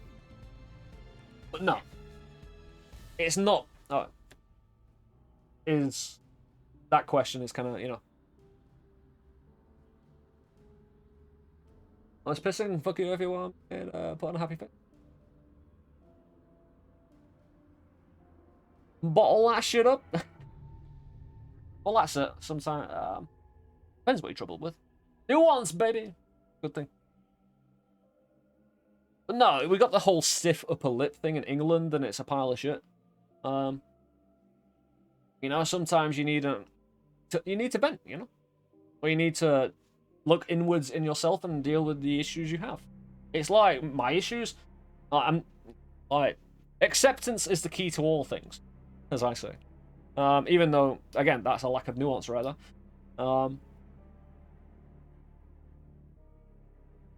I always knew the right way, but I never took it because it was too damn hard. If you can't take the right way, then you've got to accept that you haven't taken the right way, and you've got to find contentness within that. You know? 6 years living in Sweden to finally seek mental health. God damn. I'm glad you sought help though, dude. Let future you handle problems your past created. Story of my life. First generation immigrants can never be fully integrated with their new country. No. That's bollocks. That's complete bollocks. What the word is integrate? Again, the whole word integration into a society or country. If the country is welcoming and the person is wanting to integrate, there's no problem with it. There's literally, the person could integrate like that. The person has no full need to fully integrate with a culture regardless. They can be their own person, you know, within that country. It's not like they can be their own society, but they can still keep, especially in, you know, free countries, they can keep their own level of integration they want. But, no, they can. As the question is stated, yeah, they can. Easily. Yeah, it says never. It makes it so easy to answer. You don't feel... Again, I'm part of this culture, and as a person who... I don't know how many... Right, my brother did a family history tree thing that I might try and get and learn, because apparently some of my ancestors were renegade sons of bitches, and I want to find out, and that'll be really interesting to go into. Again, historian. But I don't know how many generations we've been here for. Maybe forever, chat. But I don't feel integrated with this society whatsoever, so, you know. It's not a... Either way, easy question. Easy peasy. You can integrate with another country just fine. Oh, what you can't do is force other people to accept you integrate into that country. Indeed. Well, it's a case of acceptance and the want or need to integrate, you know? It's just so variable. The word never kills the question, though. And even if the word never was replaced with something a little bit softer, still the case. I'd strongly disagree. Not being accepted is counteracted to being integrated. Yeah. There's also that. What good for most successful corporations is always ultimately good for all of us. Fuck no. Again, the bottom line, profit-driven motive can lead to devastations in your corporations. Right? Bully is also a killer? Yeah, I strongly disagree with that. Fuck that. Corporations are evil sons of bitches sometimes. No? Hey, sometimes they're alright. It's the word corporations and not businesses. Corporations have such a negative connotation to it, for me, anyway. Because I don't see corporations as, you know... I see corporations as huge conglomerates and, you know, fucking multi-billion-dollar industries, while businesses could be small business. I'm a small business. Big business, you know? But corporations, they're polluting sons of bitches. And killing our fucking planet Earth, man. Go hug a tree. But no, I strongly disagree. No broadcasting institution... I'll actually enunciate, right? No broadcasting institution, however independent is its content, should receive public funding. Again, they're killing the questions by the declarative statements of being no broadcasting. Of course it should. As long as that government funding is... Well, here's the problem I have with the question. However independent is content. So, even the most truly independent content, if it receives government funding... Oh... It can't receive government funding even if it's fully independent. Even if it would be beneficial to society. It should be able to. If the conditions are right, yeah, it should. If it's independent, of course, it shouldn't be government RT propaganda bullshit. There should be regulations and a social contract, or at least a corporate contract, kind of leisure, kind of bullshit thing that ensures its independence. Yeah, of course it can receive public funding. It doesn't make it into propaganda. Yeah, it could voiceless. But it does state in the question, however independent its content. So you've got to assume that in the most extreme, that a broadcasting institution that is fully independent to its core, that would help the country be more, wise, educated, informed. Of course it should be, of course it could be publicly funded. Because the public are watching it. BBC, yeah. Even though I don't see the BBC as that bad, even though it is publicly funded and the government have a few problems with it, and quite a few people think, oh, it's government propaganda bullshit. It's kind of not. If you watch it, compared to American news, it's so fucking tame. It's like just straight information to your face. BBC News is anyway. Some of the programs, maybe. But again, it's kind of mostly independent. Then it's no longer independent? Not necessarily. Money doesn't always equal making someone your bitch. Still. Not always. Again, that's kind of eradicating any ways and means of...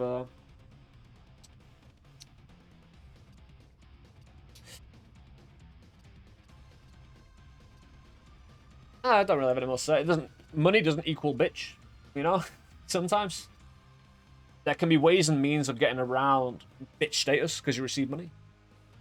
Let's put it in pure layman's terms. Even if it's independent people can still spread propaganda. Government just has a choice. Who meets the criteria and then fund those? Absolutely. And again, it is complex because it does lead to a lot of potential problems, but the BBC in the UK manages to do it right. So we've got a prime example that works relatively well up to a certain point. It's got accusations against it being somewhat biased in certain ways, but I don't really see it that much. PBS in the US, Public Broadcast Service, you do have that also. I don't know much about that, but yeah, if you say so. And I've heard about it and stuff like that, so I assume it's also...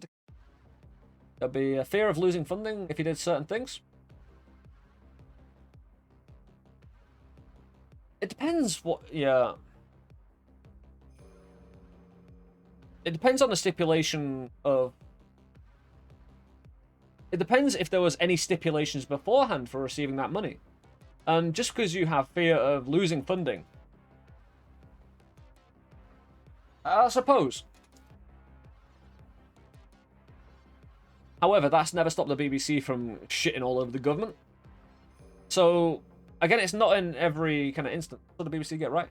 Plus, we're calling Corbyn an anti-Semite when it suited the paymasters.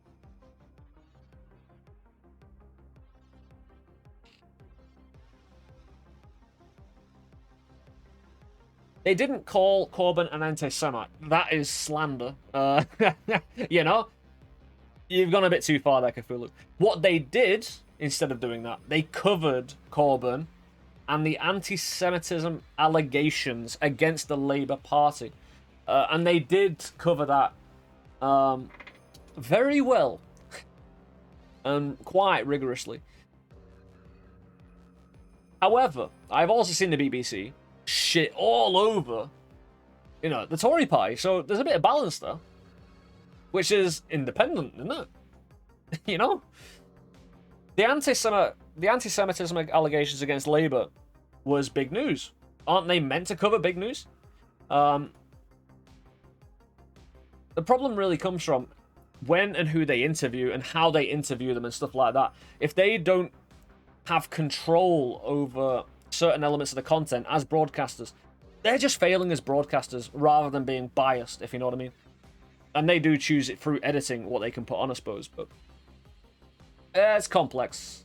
I'll disagree. Again, you've convinced me in somewhat there are a bit of nuance to that question. You know, the BBC isn't perfect. Despite the fact I do like the BBC in a way. I do like it as a kind of British tradition of, content. They had Nigel Farage on, they're much better than US publicly funded broadcasters. Well, they get a bit of everybody, They watch Newsnight, put it that way. Newsnight's awesome. You get a good debate going on. And good debate is good for democracy. Because you have a public crowd who just goes boo and yes at the good and bad shit, That's democracy, baby. Oh, test. What? Oh! You're gonna make me fucking do it?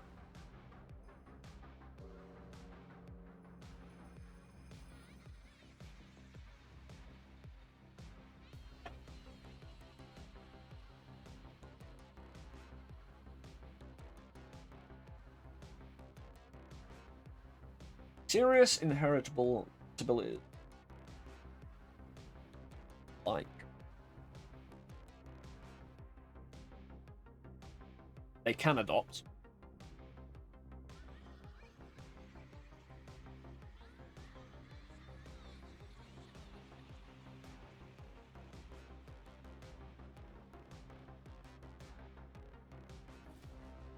With modern technology, could they not have screening and stuff like that? I suppose it is inheritable and that might not just be able to... Absolutely can't do eugenics. Eugenics is...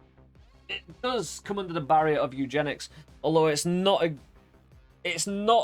taking the life of a person.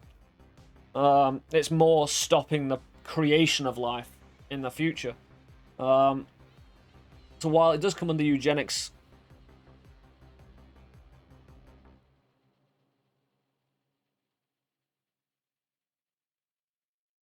we don't have the right. Tell them what to do. They're free people. That's the only thing I can go to. That's the only thing I can go to. They're free people.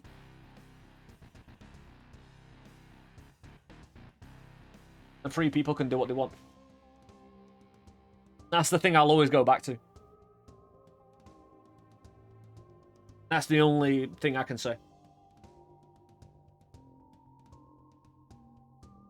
Our civil liberties are being excessively curbed in the name of counter-terrorism. Excessively curbed. Interesting question.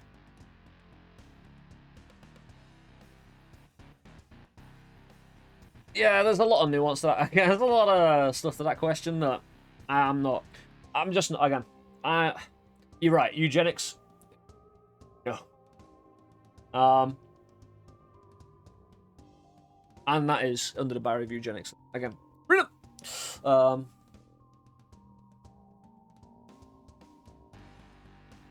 You should not be allowed. Heart button.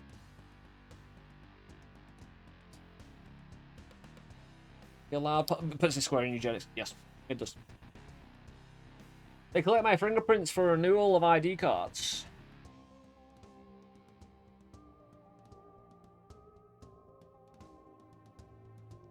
Back when I was younger, I strongly agreed with this.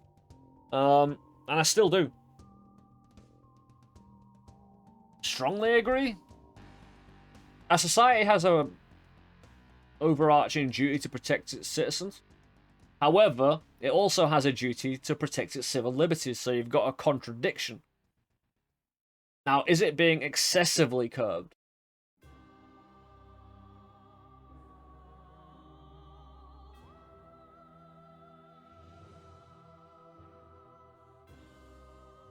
Because you had the Patriot Act.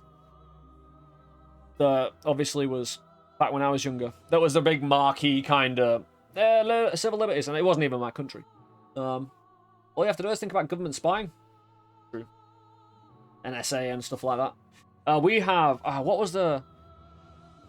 GCHQ? Yeah. GCHQ.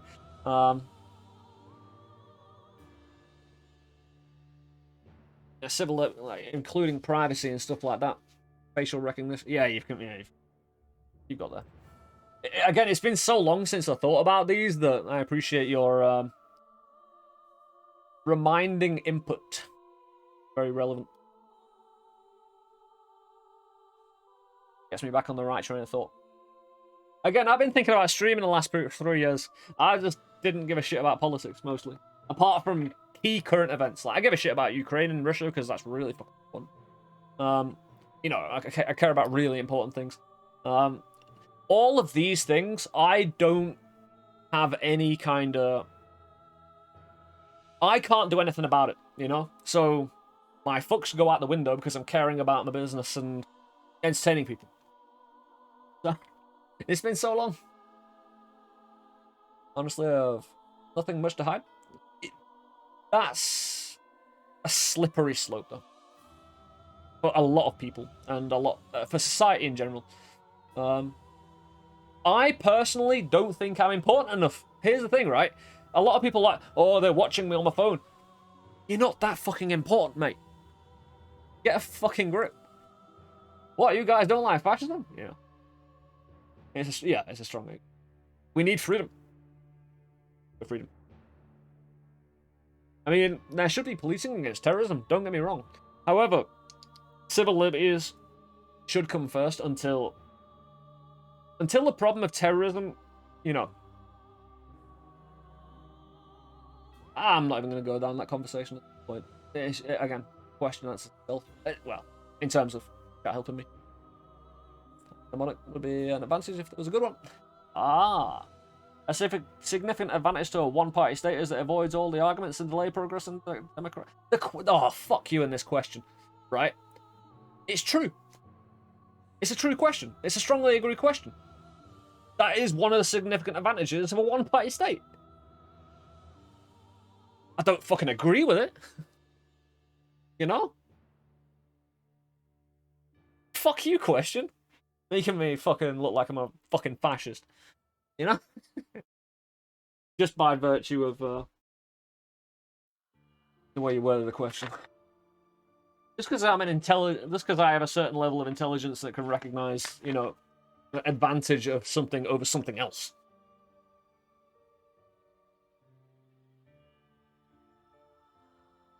Oh, strongly... Again, to answer strongly disagree is just wrong. It just is a significant advantage. Historically, and just actually, is it significant?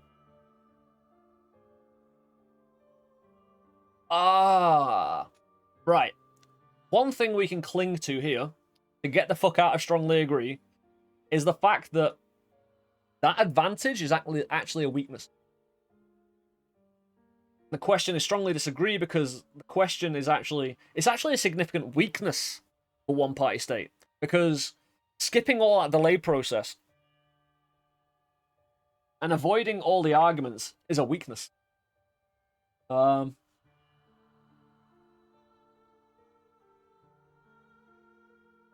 do love this so interestingly worded questions though. How are you going to argue with the state when you're dead?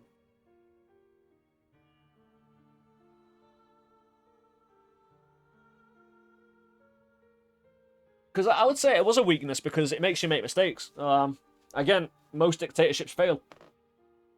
For good reason, because you end up with one person in charge who ends up ignoring all the advice of everyone around them, and they make huge mistakes because, you know, groupthink can be good think.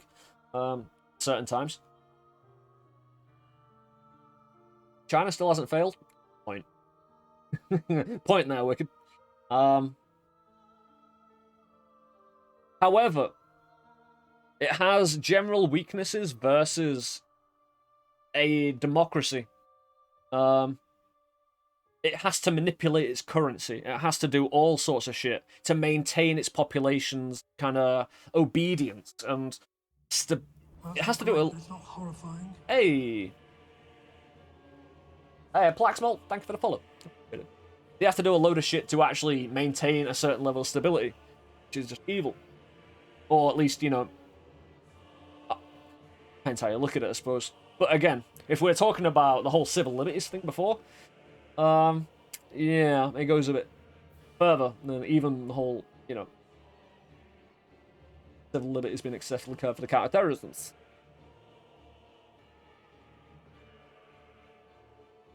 Sometimes it makes you invade Ukraine.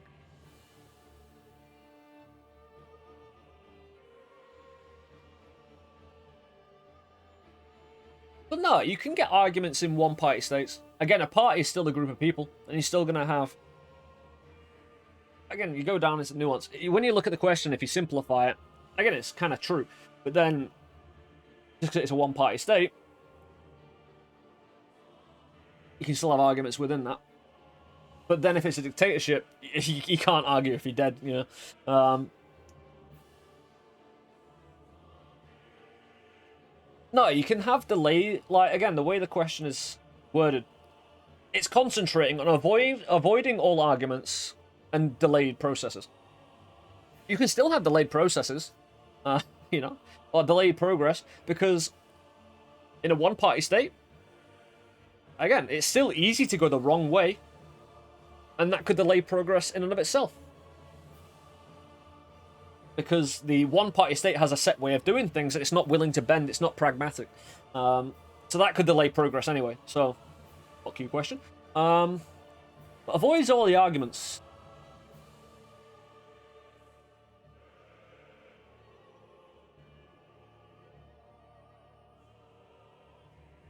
The bodies, all of the people, great.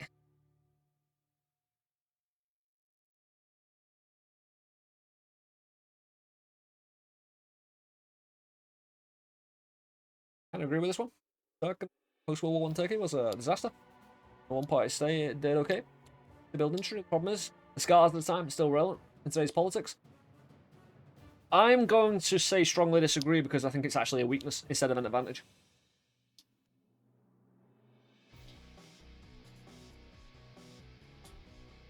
I think avoiding all the arguments...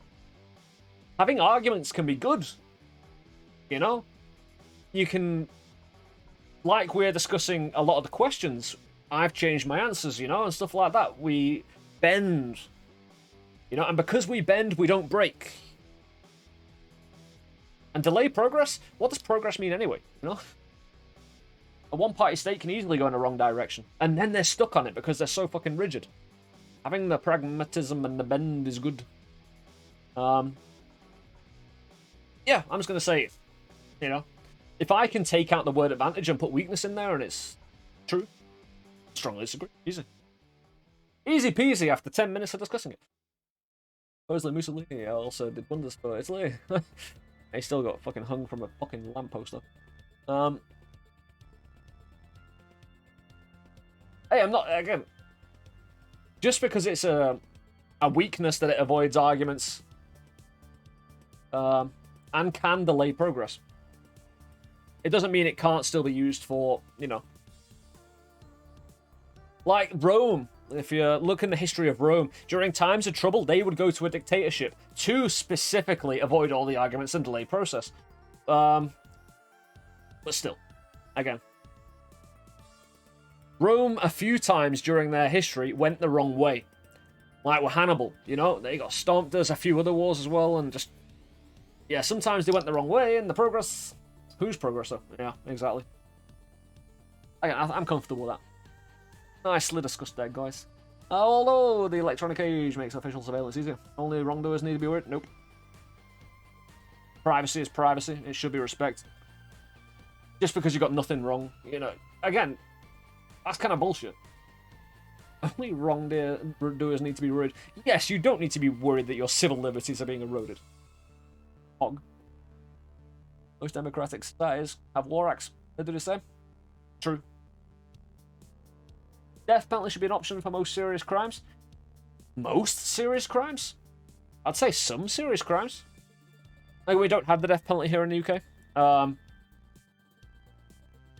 However, I'm not opposed to it. Fully. Instead of allowing someone to leech off the resources of the society and shove them in prison for the rest of their life, you know, and have to pay for their bed and board, Just fucking hang the bastard, you know? You know, if they did some heinous shit, like really heinous shit, if they could ever get out or receive parole, of course. No, definitely. It does say an option as well, not that it should, you know?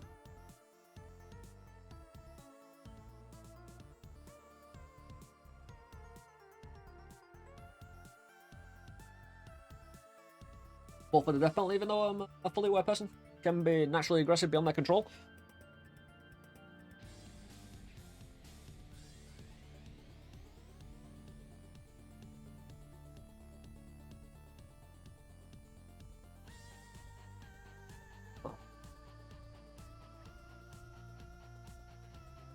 Oh, I've got... Oh, listen. I don't know where it is, though. Oh, there it is. Oh, I found it. It hid behind my vitamin pills. Also, imprisonment is a thing. Death is irreversible. Also that. And you can't shoot. You know when we said before, authority should be questioned, chat? Authorities make mistakes.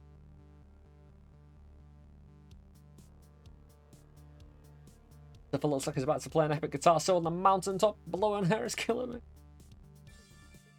First outside 4G streamer. We're using grass as a green screen. Works well. The rest of your life in solitary is going to fuck you up more than hanging. But we have to pay for that, you know? Should a society have to pay for it? You know, you're essentially asking a society to... In solitary. Solitary is torture, by the way. I consider someone being put in solitary confinement for the rest of their life torture. Because of the mental anguish you can go through. Now, some people may deserve that. As punishment. Just like the death penalty. But again, it is 100% torture. Like, I've been in a cell for 6 hours alone. Fuck me. That was 6 hours. And that was... It was... Oh, you know... All relatively speaking, it was bad. You know? And that was 6 fucking hours.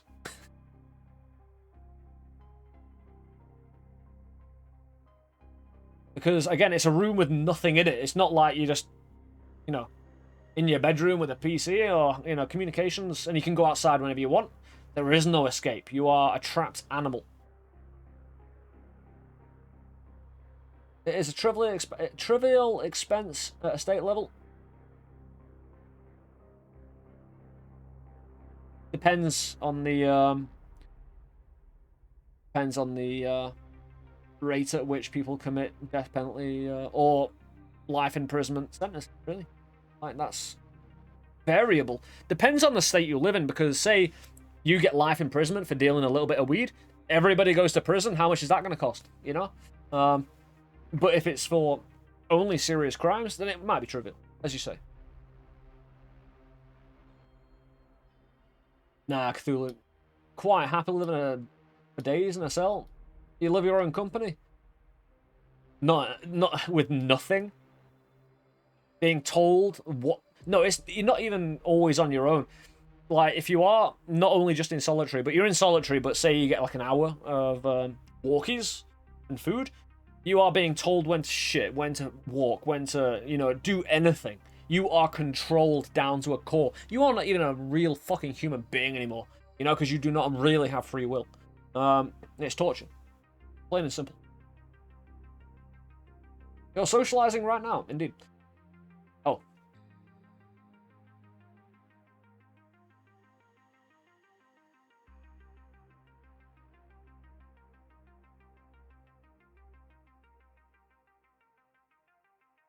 You're a number. You are. Here's the thing. I'm going to agree because it should be an option. It's not saying how that option should be exercised. Juries can be wrong. Again, I agree as long as there are lengthy processes in place and only when there's irrefutable proof. You know what I mean? Like, if there is... It should even go beyond... You know the court's reasonable doubt? It should go beyond that. It should be absolute proof. the death penalty. So I'll go agree, but under that caveat. Don't trust those procedures, unfortunately. It is what it is. In a civilized society, one must always have people above to be obeyed and people to be commanded. No. Because you fucked up the question again. Must always. No. Fuck no. Always. No. That's just a lack of imagination on society's level. If there's absolute proof there's no debate needed, yeah.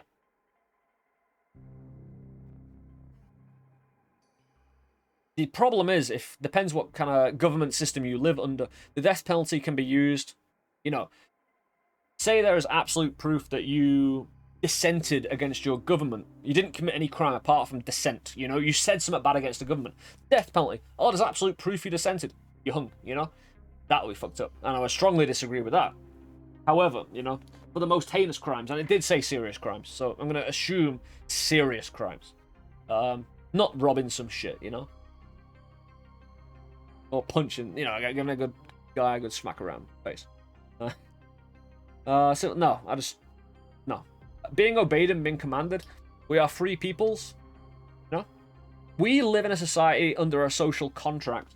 I do not really consider that obeying society.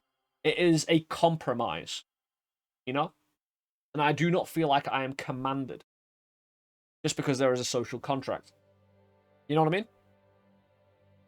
And to say there is... The problem is you've got the whole government system where you've got dickheads in charge who feel like they should be obeyed and we should be commanded, you know? That's where the disconnect comes. Where they serve us, but they feel they should be obeyed. Even though they should listen to our will, because that's democracy. Hey, Papa, oh, how you doing, man? But no. The whole, again, being here at the home of the renegades, fuck being obeyed, man. And commanded. You know, I don't want to be obeyed. Everyone's free to do what they will. I might ask a person, you know, to do something. I'm not commanding. I don't expect to be either or. And I don't think it needs to be in a civilized society to have such a structure and concept. Nobody is above, strongly disagree. Nobody's above the law, there's also that. Do we have to follow certain laws of civilization to exist? That's different from obeying. Yes, absolutely. I do find that a distinctly different concept. Because, well, one, I never...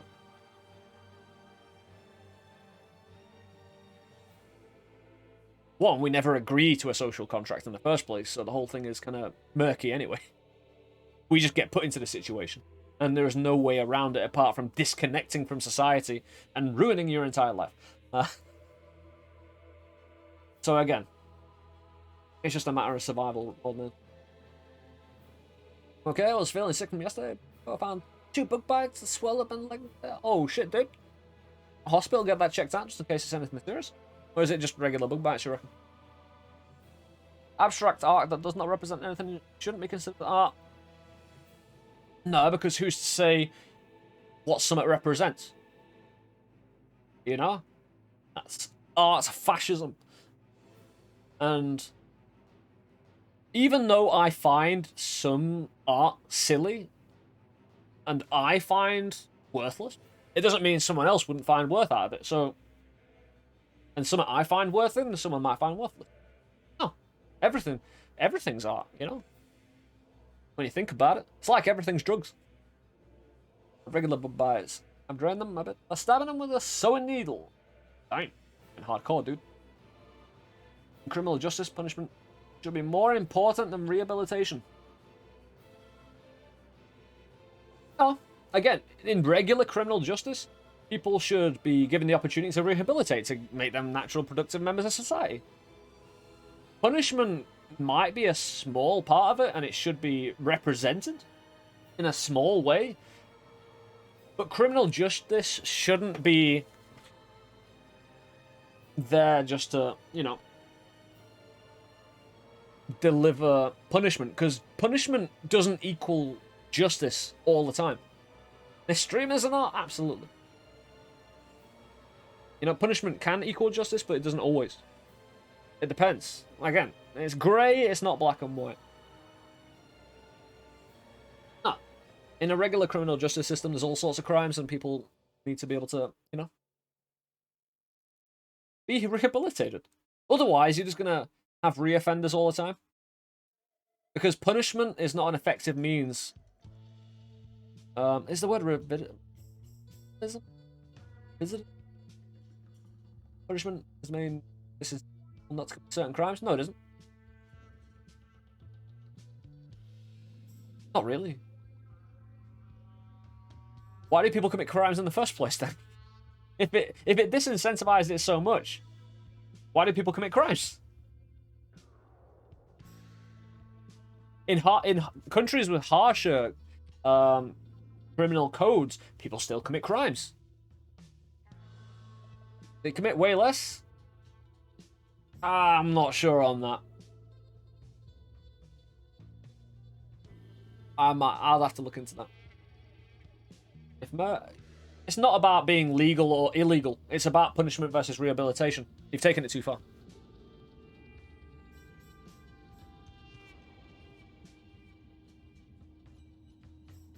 And again, while I said it should be a part of it, and that's always going to be a part of it, an important part, again, you've got to understand that because a person who is a criminal, you know, did a thing for a reason. Unless you solved a punishment isn't going to solve the reason they did it. Because they already did it. Right? If they've already done it, the punishment wasn't enough to stop them. So what else have you got to stop them offending again? You've got rehabilitation. Whatever that means.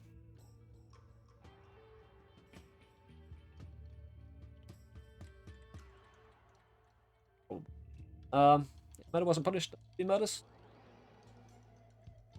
Yeah, of course. Of course it would. I can agree with that. So we come back to spanking children? Because criminal justice is not parenting. It's a little bit fucking different. Oh. Recognized. Because risk management is the thing. But when you'll get punished heavily if you do something that prevents most people from doing those things. No, I think most people don't do crimes because they're good people. Not because they are incentivized not to do it. And society helps educate people on understanding the need for a cohesive society with, you know, not being a complete shithead. And a lot of people buy into that, you know? I do crimes because it's fun. Word. But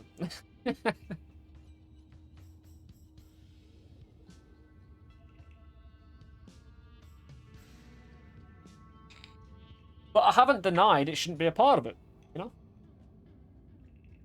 However, the more important role, because criminal justice only comes into it if the person has ignored the punishment in the first place and has done it anyway. So what do you do after then? That's the only answer to this question. Everything else is just conjecture. Or diffusing the question into something else. I think you're a bit diverted, though. Criminals, man, that question is pretty vague. Yeah, hence why I disagree, because it's the culmination of the entire criminal justice system. And again, the deterrent failed. They are now suffering that deterrent, but within that deterrent that's already there, working on stopping the recidivism. How do you pronounce it? The reoffending should be probably more important. But it's the concept of punishment, you know? That I'm not sure if we both could be interpreting it wrong. But it's the concept of punishment, right? If you go prison, should you get the shit kicked out of you every day? That's punishment, you know? Versus just being put in prison without having the shit beaten out of you. Like, again, having the shit kicked out of you every day, that's more focused on punishment than a person who's just in prison not having the shit kicked out of him. So again, it's the philosophy of the criminal justice system to rehabilitate rather than to focus on an excessive punishment philosophy. I'm totally down. Yeah, again, you're talking about the entire justice system there, and you're focusing it down onto one thing you detest. We all detest, you know? Which is completely out of the scope of the question. The criminal justice system isn't a great one, typically. Makes crime worse and care.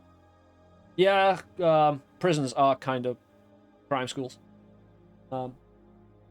It's a bit of a problem. It's a waste of time to rehabilitate some criminals. Kind of is.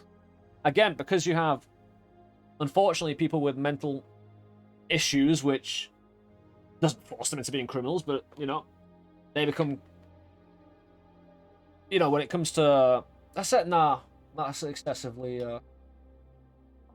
generalizing. Apologies. Some people are more criminally inclined, and I think it's the thrill they get out of it. It's like a drug, they chase it. And they're an addict, basically.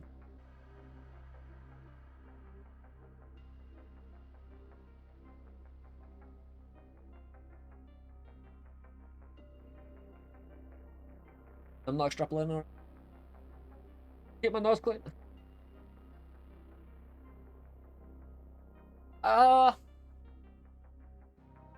There should be an attempt for society to attempt to rehabilitate, and to have the philosophy of waste of time is dangerous, I think. Because it assumes... Right. The philosophy of it's a waste of time means that the criminal justice system never tries to learn beyond, you know, the current level of education on how to rehabilitate someone. It basically shuts down progress to try and return someone to normal society, if that's possible. Sometimes it might not be because of the excessiveness of the crime. But again, that's the problem we get with generic questions. De-pants them, tar them, feather them, and make them walk around like so. Hey, public humiliation. I mean, you know what Cersei ended up doing in Game of Thrones? Are you sure? Again, might wanna. Yeah, but criminals might be, you know. Different results with different toast. Maybe. Maybe not. Can you make that judgment? For everybody that goes through that process?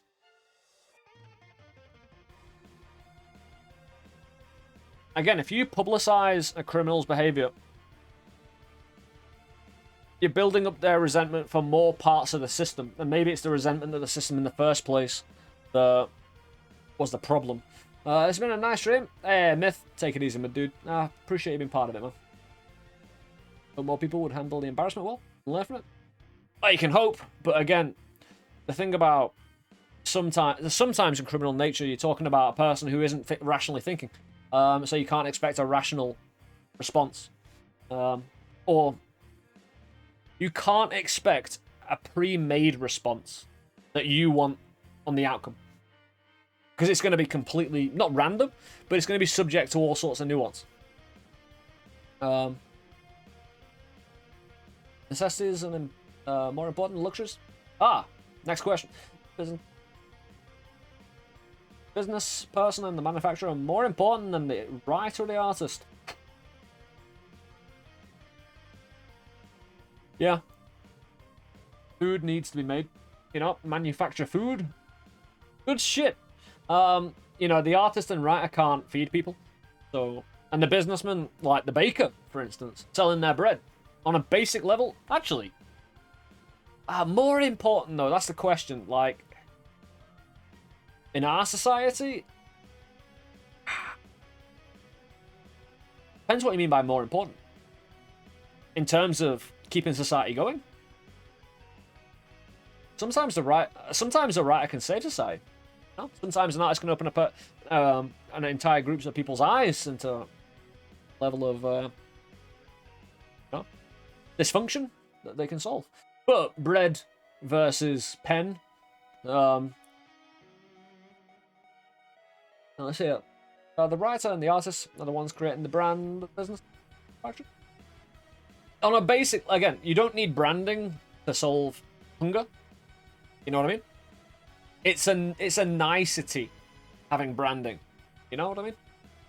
I say you know what I mean way too much. I just realized, even though I've realized it quite a lot. A horrible criminal a few years ago. He was intentionally pulled from the public eye because attention was what he wanted. Friend has a brother who can't go a year without being in jail. He's a little off just in nature. Could it be a failure of the justice system to actually rehabilitate him though? And he's going to a place where he's learning more criminal behavior, making prisons kind of counterproductive.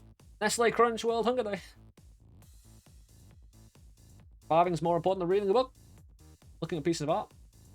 Oh, the only reason I don't go strongly agree here is because in modern society, again, there's little bits of grey there. Not much, really. When you break down the basic question. Because who's to say a writer or an artist still couldn't be multi-talented? You know? But it is, again, that's not what it's asking. Write the future of society. Show what's wrong in society. All good. Yeah, I'm going to leave it at agree. Again, if you go bread versus pen argument, I know which one I want. But again, it's not that simple, so both can be equally important. I kind of agree with that stance as well, but the first thing that came into my head was bread versus pen, you know?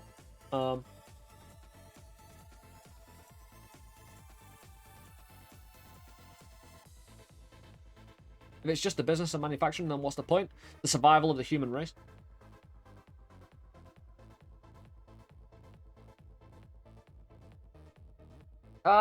You can be Bass, but you know, you can't really underestimate individuals' will to survive as a human concept.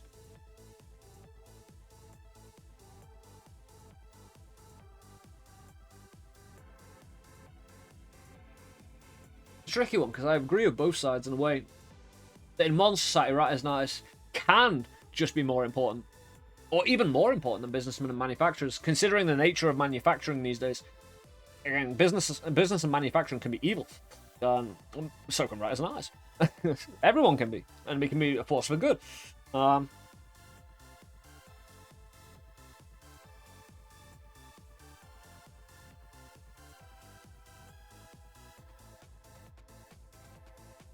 think I have a business without a product. That's where the manufacturer comes in. They've covered that. The manufacturer, again, is the baker. The business, the owner of the bakery kind of deal, you know? If you try and... I know it's a lot more complicated than that, but... having something to read versus bread or a piece of artwork? Oh.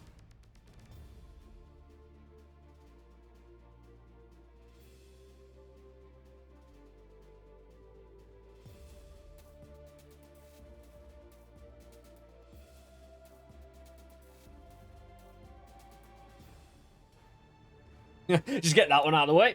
I think human concept is important because we have an idea. We have ideas of art. The more complicated. I don't call it. True, you don't want to be, but if you didn't have a choice, would you what would you rather have? Or if it came down to it, what would you choose? One over the other. Say one set had to go.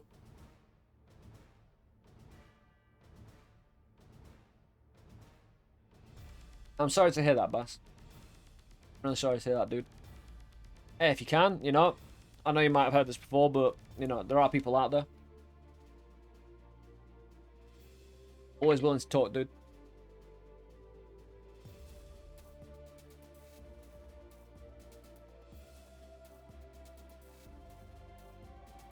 Unfortunately, you have to look at it a more worldly kind of digital business person. Again, that's...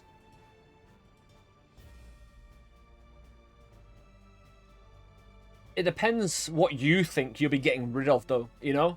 And it might be subjective, what you think you're getting rid of. Rather than, you know, your ideal kind of desire or dislike towards corporations or business in general, because, you know, capitalism sucks. And having that dislike or hate towards capitalism or business in general, is that really, at the moment, going to override your natural instincts to want to fucking eat, you know? They still... Oh, no doubt, Alex, no doubt. Again, I'm not trying to shit all over Rat as an artist here. Don't worry, I'm alright. May have been harsh wording. I understand what you mean, though, Bass. I understand. Alright, gotta go. That was neat being here. I've been gone for a while. Quality stream and good conversation. Again. Take it easy, hint. Have a good one. Enjoy the rest of your weekend. If I don't see you first, you know. Stay safe, man.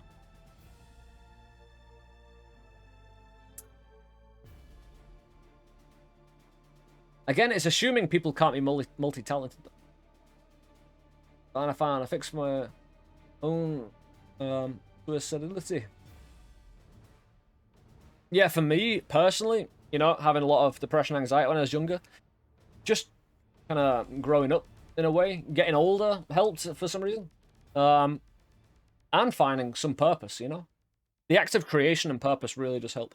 At the thought, the business person is going to be the least damaging by disappearing. I don't know if you're just being kind of edgy for the sake of it there, though. Hulu. You know? Why? What's your reasoning behind that? Again, if you can... You can't just have businessmen. You got to have manufacturer go as well. All your goods around you disappear. And you can only have books. Or, you know, the written word. Or saying that. A lot of art... Right, here's the thing. Artists rely on manufacturers. Well, you know, it's the other way around as well. Food always wins. Again, I was young once. I know what it's like to be edgy just for the sake of it. I can see it a mile off. And that just screams being edgy, Cthulhu, I'm sorry. If you have a good, solid reason for it, fair enough, I'll listen to it, but I can't see that anything but edgelord, you know? What's important is a value question. What would you rather have? A practicality question?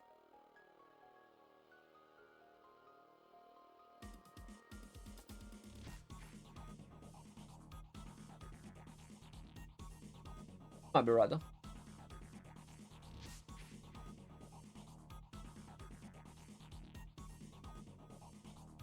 A business is not required to provide manufacturing, even down to its smallest level, though, is. Especially in the society we live today. You know, what is it, 7-8 billion people in the world? Manufacturing disappearing, well, again, it's down to a value thing. Say manufacturing suffered.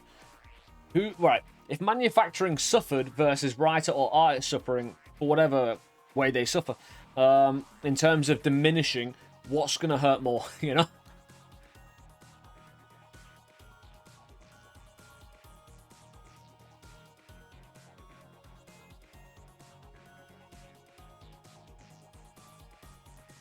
Disagreeing is not saying the opposite. I'm not sure on that one. Again, the question is purposefully a pain in the ass, isn't it? But that's the glory of the debate we're having, you know? Again, I see both sides of the argument in a way, but I could have boiled the question down wrong.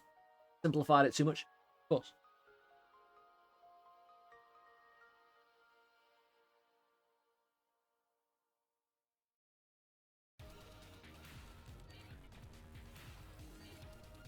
long term, would suffer more if we lost the arts.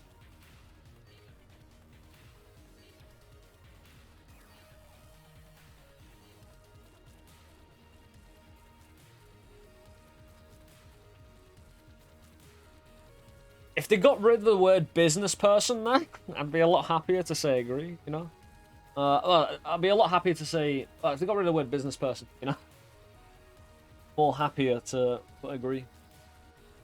Business person, especially, again, has certain connotations of negativity.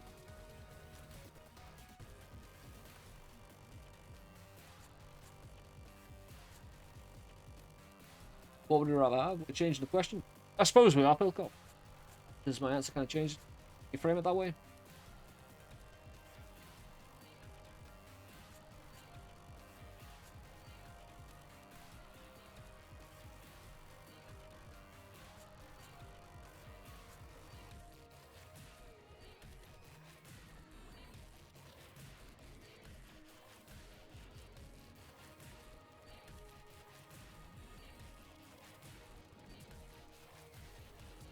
Farm your own food in your backyard?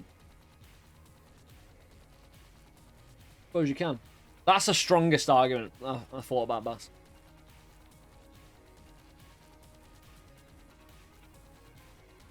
Question asked is commercialism. If it's right, that's a good way of putting it. If commercialism is more important than arts and books, no, it isn't. Again, culture, art, and the pursuit of wider knowledge, you know, is not more important than commercialism, like capitalism in a sense of, you know, that kind of thing. It is a really weird. It is a weird question.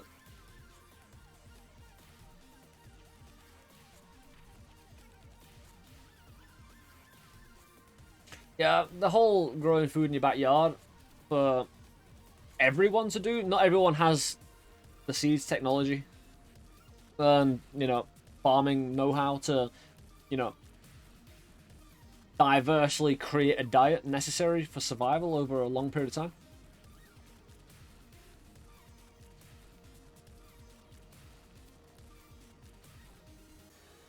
You can't eat creative food. Again, I'm going back to the whole food thing again. If it's more of a commercialism thing, I'd more agree with the disagree. Thinking in terms of life necessity versus prosperity. That's the way I can't get away from, you know? Food versus pen.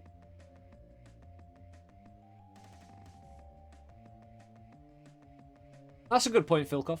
I think that's the most convincing argument yet.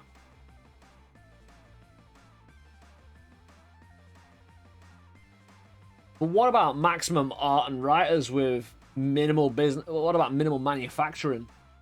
Especially in today's society, you know, with the amount of production needed for... We're all on computers or tablets or phones, right?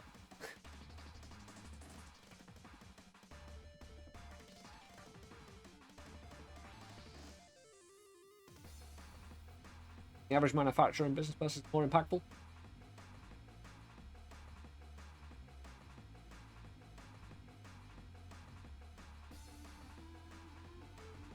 Need to work enough to live, but beyond that, improvement comes from new ideas, betterment, fulfillment, true.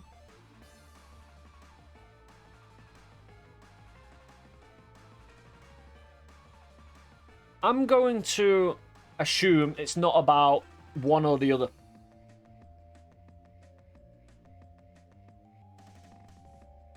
Somewhat convinced me, Phil. Because neither are more important. Both need to exist, right? But neither are more important to society in terms of their contribution. In terms of their potential contribution, shall we say. Because not all writers and artists reach their potential, not all manufacturers reach their potential. But, again, for the society we live in, they both work in conjunction nowadays. So, yeah. It was a good discussion, though, guys. Thank you for, you know, a very, very grown-up conversation. I'm proud of you, chat. You fucking did it, man. Oh, so proud. Mothers may have... Oh, yeah, let's go. No, of course they fucking... No. Of course. Hold on. Oh, but they're... No. I'd love to chill at home, you know? If I had a wife and she got to stay at home over me, fuck that shit. Could we post scarcity if we tried? First agricultural people wouldn't be considered businessmen. Would they be considered manufacturers though? I guess the difference between historical interpretation, modern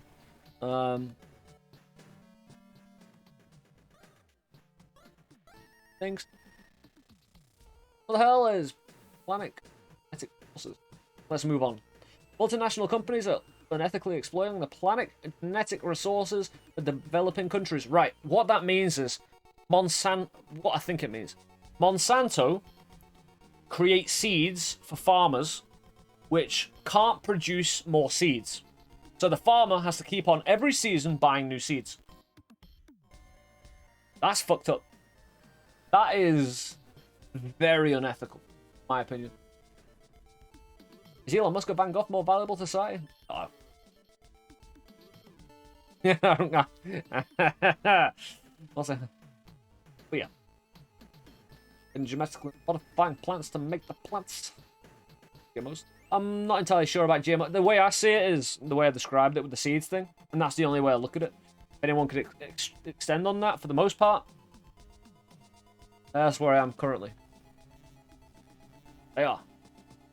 The only way I see it is plant genetic sources. Yeah, they are manipulating plants' genetic resources to profit multinational companies instead of feeding the fucking world. I don't really have much else to say about that one apart from, you know, plants should grow, y'all, and make seeds and baby seeds, or plants. Well, that would be the end of Monsanto, and fucking rightly so. Cheeky bastards. But if anyone have anything else? That's the only way. This again, it's the only way I look at it. Whole seed thing. However, ethically, they could make plants grow bigger. You know. Also, if you take the business out, golden rice is one of the most.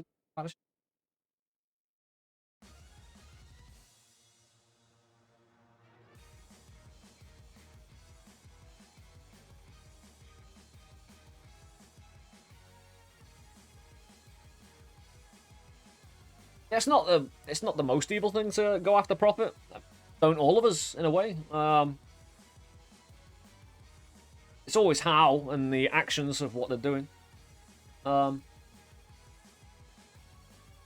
seeds, after all. True.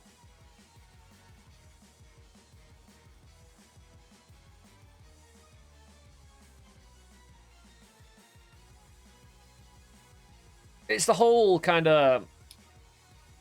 Do they have the right to fuck with nature like that, you know?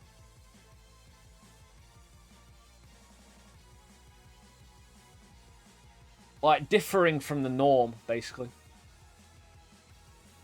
Of how a genetic kind of thing operates. For their profit. I think the problem is with that, especially, they have a monopoly, I think. Maybe they do, maybe they don't. I haven't read up on it in ages. You don't fucking patent it.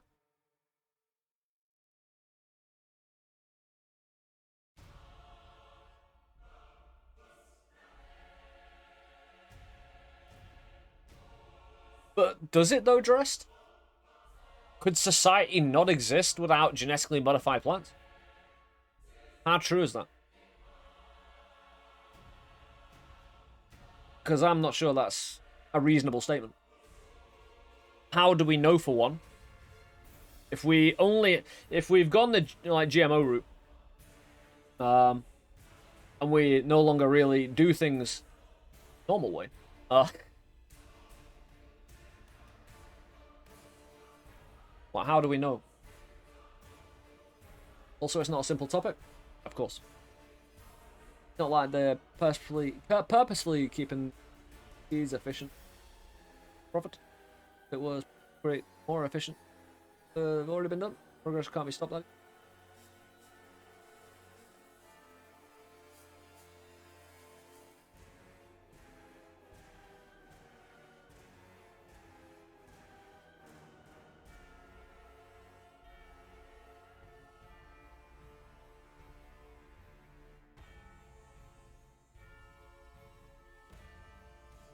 Yeah, there's a bacteria that was actually living that they patented, didn't they? There's a bacteria. It was like a powder that was actually a living organism that a company was able to patent. Because I got this from a documentary that I watched like 20 years ago. That because to the patent office or something, because it just looked like a powder or something like that, they were like, yeah, patent. But it literally opened up the avenue for being able to, you know, patent living things, which is a bit fucked up. I suppose they have been. But just as he accepted his fate, God intervened, sending an angel down from above to stop. You know, for selective breeding and stuff like that. And just like that, it was over. Alright. I'm gonna go, yeah.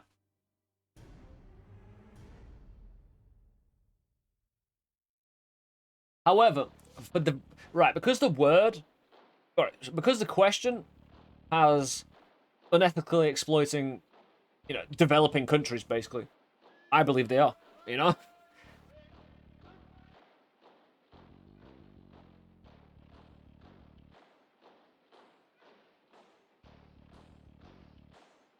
Like, they're a company which, again, looks after profits and like that, but a company's lack of ethics usually makes them a good business. Profitable, you know? No, whether it makes them unethical that they could be doing more for developing countries, I don't know if it's an open question, but it sounds like one. But I still think they could probably be doing more.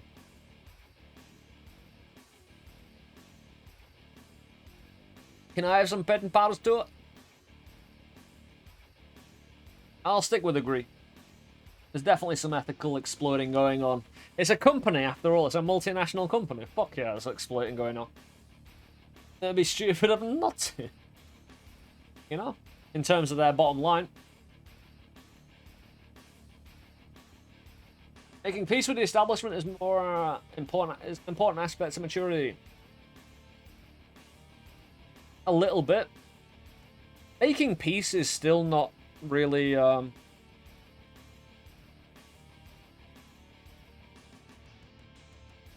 of accepting. It's not putting away your dissent, shall we say. You're still able, even if you make peace with the society you live in, doesn't mean you can't still, you know, argue for change and stuff like that. I'll start there. But is it really an important aspect for maturity?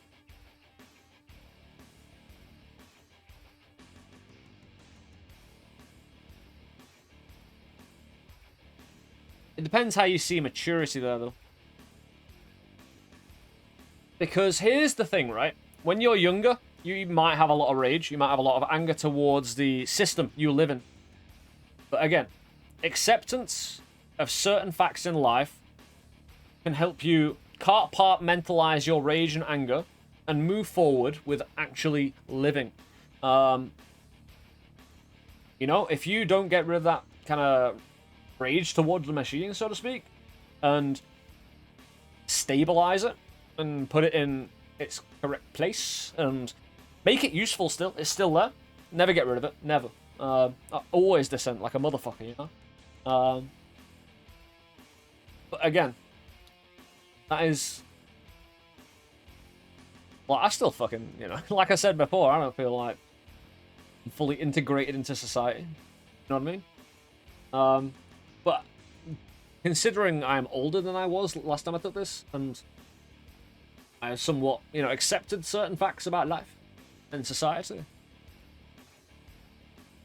and I consider myself a bit more mature for doing so, my own personal experience.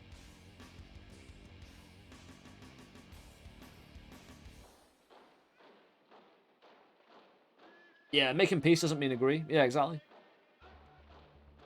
You're just not having that internal. I think again, making peace is an important word because that suggests the internal conflict, you know, and that conflict is only going to really hurt you because you can't really do anything to change the system. It's only ever going to hurt you. I'll never get up the rage. I'm pushing 50 unless fucks given.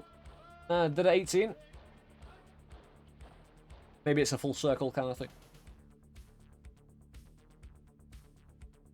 No, the way I see it, you know, the rage only diminishes your potential if you don't control it. You still taking this? Fuck yeah, love. Hey, we're having great discussions, man. It's been awesome. But no, I think it only hinders you. And again, a part of maturity is making sure you take care of yourself more than you hurt yourself, you know? Like, because when you're younger, it's easy to be a bit self-destructive and, you know, your emotions and the inner rage being detrimental to you. Again, when I was younger, I'd probably strongly disagree with it. But again, you grow up and you kind of realize that you are an ineffectual little fucking piece of dirt on a bit of rock. You know, that's really not going to be able to implement that much change in the world apart from your little box. And you've got to stabilize your box. And a lot of impotent rage and anger can technically be useful. Like, it can be a motivating force, but only applied in the correct way. So your dissent is part of the question. Well, no, you're connecting both dissent. You're implying that you can only dissent if you have rage. Right?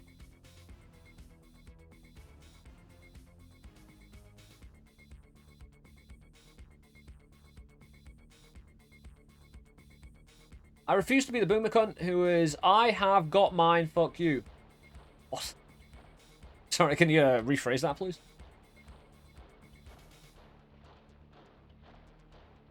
A rage for the kids now. True.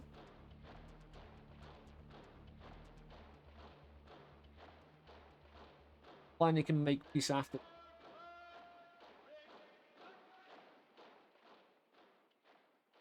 Well, the question does imply that, right?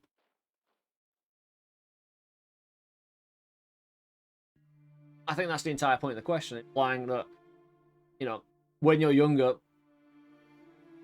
you understand the system less, and you understand your role in society less, and your potential impact on the society.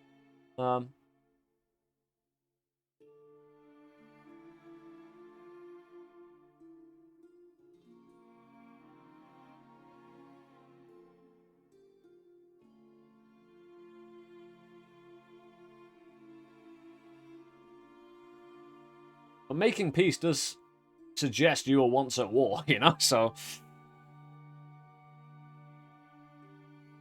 I do relate to this question quite a lot, you know?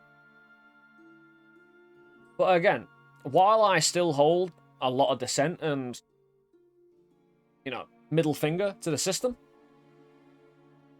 it's in a more controlled and, in fact, it's more productive to make peace with the system and do what I said, compartmentalize and use your shit productively instead of letting negative emotion. I say negative, it can be positive as well, rage. Sometimes. Very limited. You know. You are gaining control when you do so. And that can only be beneficial to you because the system doesn't care about your rage. It's not going to change anything. It's only ever going to hurt you, right? I mean, learn how to manipulate the system. Yes. Absolutely. It very much depends on who the establishment is. True. But I'm assuming, you know, my establishment. Or or the New World Order.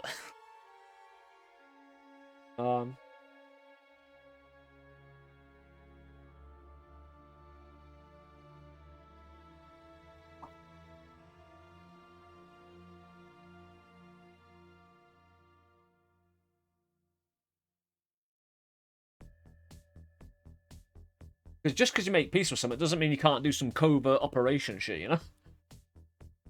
You become part of the system, perhaps? You reckon that's what it's implying? I don't think it is.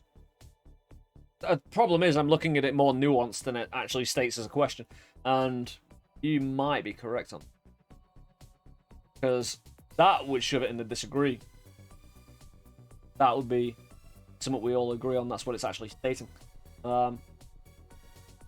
Technically, being part of the system is such a kind of buzzword sentence kind of deal, you know? We're all part of the system, you know?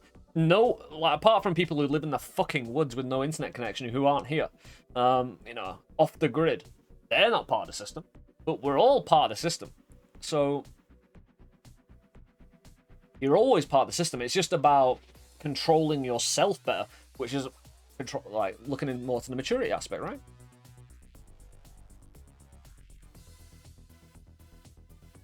And then become more conservative. That's the seems to be the way that's aiming. What is the establishment? Government. The long-term systems in which you are governed, I suppose.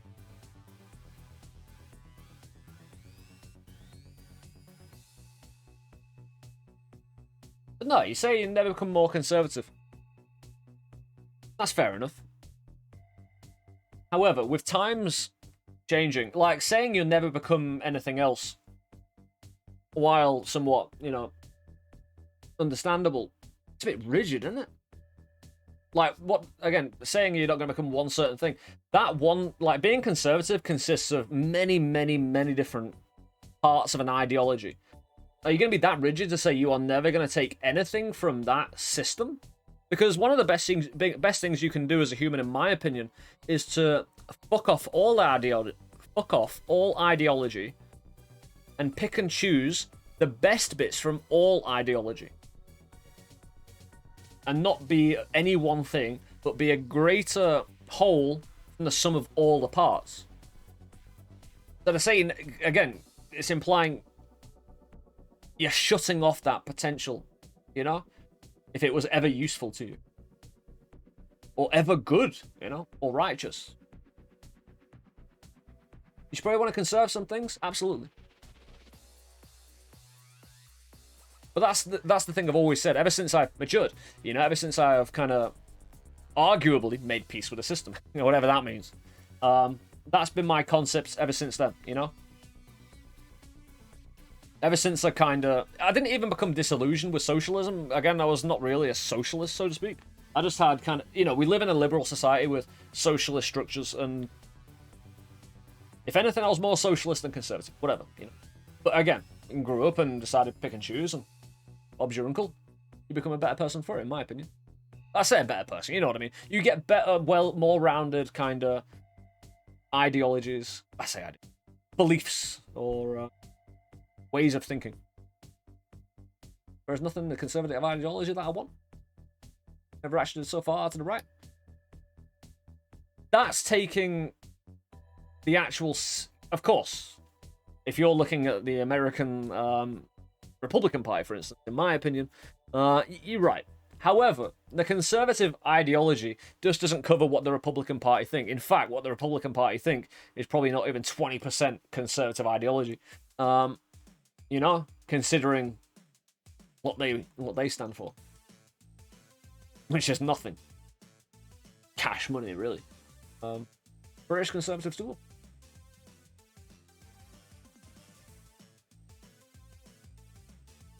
Pretty damn bad here, at least in the US for me. Well, absolutely, but the historical ideology of conservatism, you know, is not reflective of your current kind of, you know, political party's representation. Current Labour is too far right for me. God damn. I'm saying that. Keir Starmer is centric. But there's a reason for that. Jeremy Corbyn got fucked off. The term, yeah, it is. Okay. The problem is today's conversations, you know, we have to kind of balance between complex and oversimplification because, you know, we're talking to a worldwide audience of varying degrees of intelligence. Nearly all of you have proved remarkable, you know, thinking capacity today. Impressed. Do you vehemently oppose anything? It's just good because tradition? Yeah, of course. Sucks. I did law in college. I did like the way the law teacher described the word custom and how custom can be used in courts to effect. How they defined custom was if the oldest person in a village or town says it has always been that way, that is custom. And I like that. It's a good way of defining it, you know? If the oldest person says it has always been that way, that's a custom. Regardless of good or bad. You know, I just liked it. I just liked the definition. A float around room temperature IQ. Yeah, sometimes we all do, mate. Not just about being brave, to admit you're scared of new ideas or uncomfortable with them.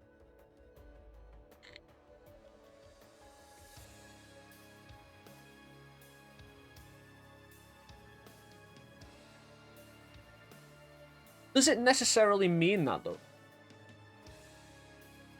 Like, I think you're attaching, say, being scared to something they may not necessarily be scared of, but they see greater value in a certain conservation than they would in a progression. I don't know where scared comes into it.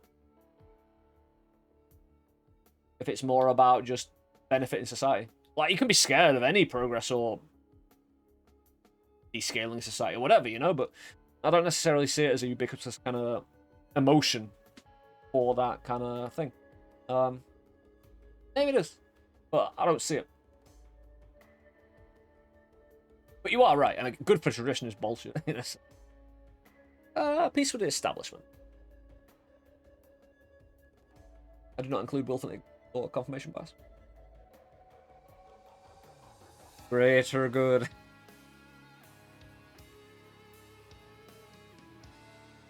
An important part.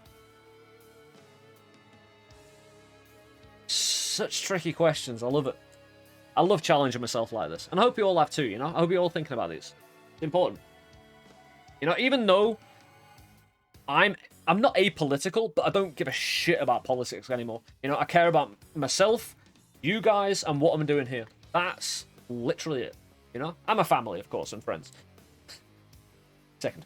But you know what I mean. I don't give a shit. Whatever happens out there, I'll adapt to it, you know? I'll live regardless. You know, I'll find a way. And, you know, I'm good at adapting. So, fuck it. I'll just concentrate on what I can live with. You know? But again, critical thinking like this, it's good shit. It really is. Glad you could all join in. I'm glad, you know, a lot of you stayed behind to enjoy this. I really am, you know. I'm proud. Coming from someone who's right-leaning myself. Oh, fan conservatives really want to understand the ideas they don't like? Absolutely. To be fair, though, coming from someone who's slightly left, I suppose, as you'll probably see in a little while, the left can be just as bad. The main problem the left has, no one agrees on the new ideas. Right. The right are too rigid. The left can't agree on anything. So, there's no consensus on the left. The right are too rigid. The centre are just boring fucks. I'm kidding. Implied, though, isn't it? Anyone who assigns himself a label doesn't want to hear contrasting opinions. Centrists and memes. But I somewhat agree, Josh. Again, I don't try and label myself anymore. Especially since ideology on the internet is so fucking toxic. We just need to reshuffle the whole deck, start over. I didn't like it. It wouldn't be a bad idea, would it? Could you explain the ratchet effect or ratchet effect? Could you explain that, please? Because I don't know what it is. Making peace. I'm gonna stick with my agree here. I think, even though my younger self is fighting me, I'll give it that. Meet in the middle, move more right. Ah, I see. Oh, I see. Thank you. I get you. How come politics only are explained on a left-right scale? They're not. This political compass, alley-oops, is left-right, authoritarian, libertarian.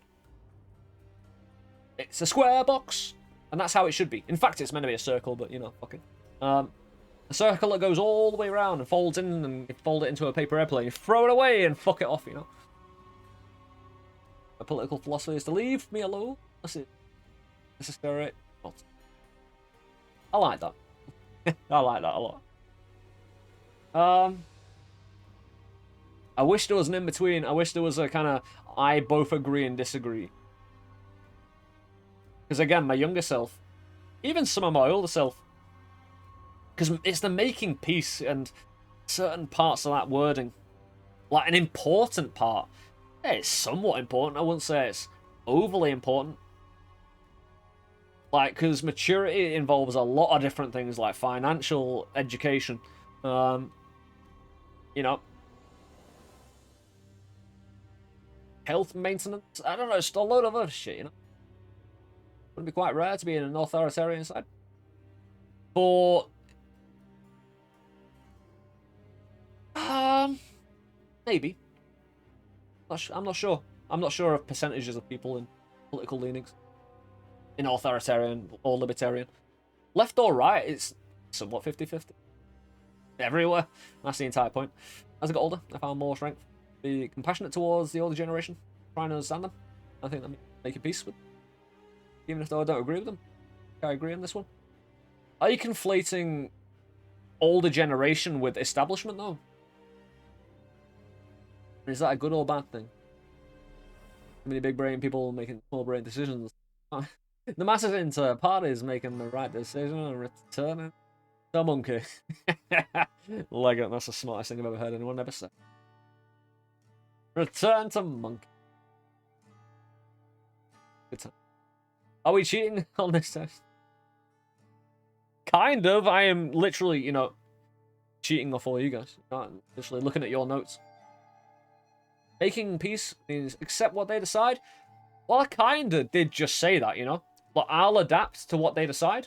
Because that's the best thing for me to do. You know, putting mental energy into their bullshit, that's them winning. Me concentrating on what I want to do, that's me winning. And adapting to what they do, because I can't change that. So I think you just proved my point, Tentacles. I love doing that. Sometimes calling people, like, the first bit, sometimes calling them the second bit. Like, Cthulhu, huh? Hi, Tentacles. We're holding a global conference to solve the world's biggest problems on Twitch. Oh, I had to run errands for a couple of hours. Are you still taking a test? No, we're taking it. It's still first way through. Ah, it's agree. Right then. If you've got through this, okay, you'll find these propositions on religion a breeze. This is going to be a piece of piss. You know, astrology accurately explains many things. Bullshit. Give me a sec. A lot of the world religion is based off certain astrological things. So, technically, it explains religion and certain parts of that, but that's the limit. You know? A lot of religions are kind of extrapolated from certain ideas in astrology.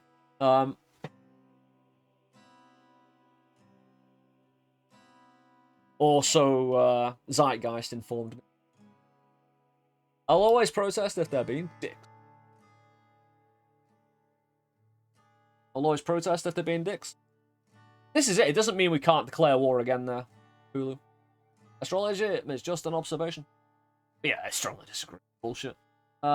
It explains some worship. Yeah, worshiping the sun, I'm all about that, but not an astrological way.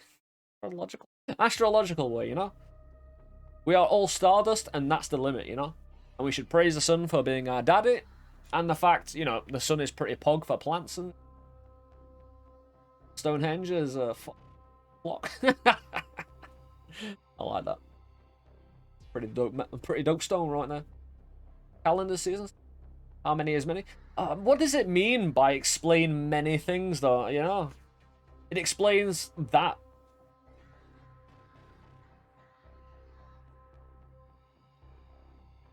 If it means it explains what happened in the past, or what is happening now, or what's happening in the future, no.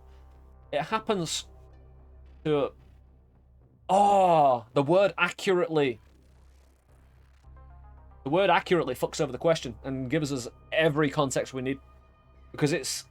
You know, astrology is all about, you know, the future and shit sometimes. I think that's what it's talking about. If it's on about accurately, it can't talk about the past. You know, because, well, we can inaccurately observe the past. I think it's just talking about, you know, and horoscopes and shit. Mars must be in retrograde. Actual validity of a... Yeah, it's disagree. You can't be moral without being religious. Strongly disagree. I'm the most... a quote from Voltaire. What was it? Let me just think. I have no morals, but I'm a very moral person. Kind of deal, you know? But no, you do not... you know, I've met at least one atheist who has been a good person, so that's bullshit. Me! I call myself a good person. That's a first. But no. Do dogs have religion? Good point. Yeah. You win. 10 out of 10 there, not very. 100%. Charity is better than social security by means of helping the generally disadvantaged. No. Having an entire society safety net, in my opinion, you know, because charity... I have a problem with certain charities, especially when they're in the middle of fucking town trying to get me to give them money, because those people are getting paid to do so. They're not volunteers. They're literally being paid like minimum wage, and if you give them money, you're just paying their wages. You know, kind of deal. It's just... And there's various, you know, non-profits who company heads pay themselves a shitload, and it's... A lot of charity does a lot of good. However, when it comes to the generally disadvantaged, having that safety net and an entire society-wide covers the entire society. Because even a very, very rich person might fall on some hard times in very bad ways, and, you know, it covers everybody then. Even if people do leech off it sometimes. And also, I say that, so... The problem is, social security only covers your country, where charity can go beyond that, you know?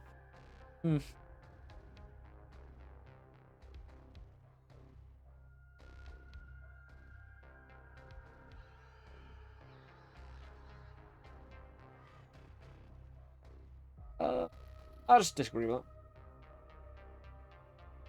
Some people are naturally unlucky. No. There is no fate. There is no, you know, luck. You make your own luck, chat. Charity is always an organisation that needs recruits for some reason.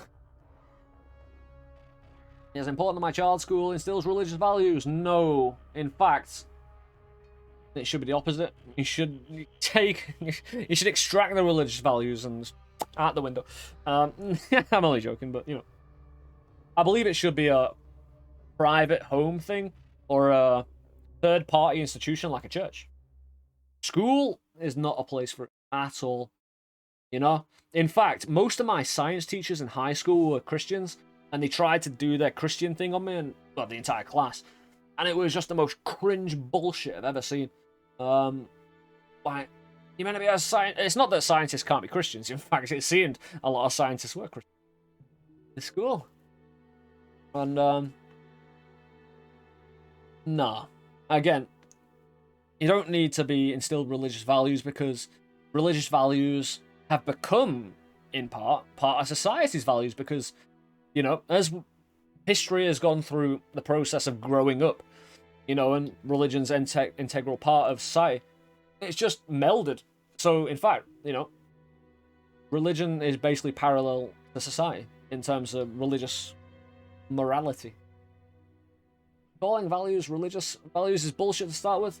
Yep. Oh, finally a look at sex. We save the best till last. Sex outside marriage is usually immoral. No. Fuck away. Get in any hole you can, chat. You know, you only have one life. There's too many holes out there. Between consenting adults. If you want religious values initiated, school is the worst place to do it. Yeah. Absolutely. Yeah, I'm not anti-religion. People of, you know, spirituality, faith, and that kind of thing. I'm glad they found something, you know, in their life that gives them meaning or purpose. I personally don't need it. And I don't want to be given it in any way. I don't need it, you know, it's just not my thing. I don't get anything from it. I fucking love immoral sex. Yeah. Religion lags behind society and morals because it has convinced itself side which archaic and moral points to give up on. Yeah, it's constant. Again, being a historian, the amount of bullshit and hypocrisy in a lot of religion. It goes too far. It's a way of control. That's all it is, in my opinion. Again, that's my opinion. It's not a fact, but anyone of faith out there, I'm not trying to, you know, denigrate your religion or anything like that. You get some out of it, and that's a positive for you. Hold it. Hold on to it, you know. Cherish it. But again, I'm not saying it as a negative either. Control can be an important thing in certain situations. For certain people who need it, but I don't. Can you imagine the sins of the Beatles? What? No. It's a beetle? A same-sex couple in a stable, loving relationship should not be excluded from the possibility of child adoption. Go for it.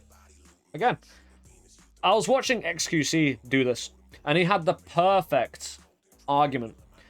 Some people who have a mum and dad, you know,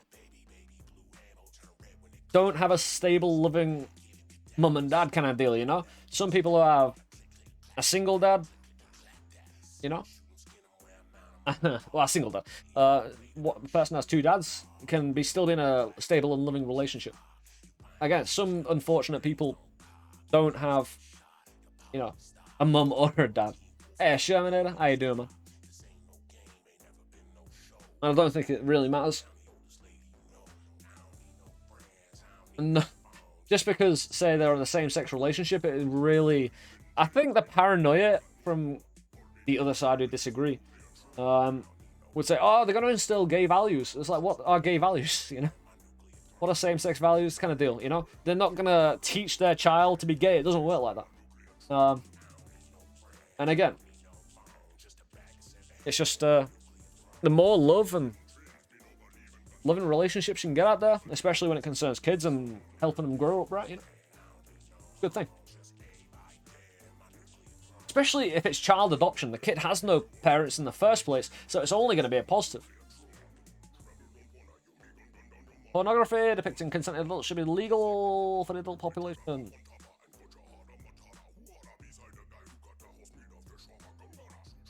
Technically, even if it's consenting adults, there can still be technically illegal acts. It's the only problem I have with that question. But obviously, I could just agree instead of strongly disagree, considering incest and stuff like that. But even so, you know, people are just gonna fuck, right? But actual pornography of that kind of thing probably be illegal and should be. And still, that German Risker being eaten. Good point. You know that dude who wanted to eat people. Hey, they're both consenting, so fine, right? But you could be talking about snuff videos and shit like that. you consider that. Yeah, we'll just agree. No need to go overboard on it. What goes in private bedrooms from consenting adults has no business to state. Strongly agree. As long as consenting adults. The thing about consenting adults, there needs to be an equal relationship. Because just because someone consents doesn't mean they can't be an at-risk person from being manipulated, you know? So there needs to be that balance, you know? Power in the relationship. No matter what the situation. But it is still no business of the state. Unless there is that power vacuum and that's manipulated into bullshit. What? No one can feel naturally homosexual. Like, can people feel unnaturally homosexual?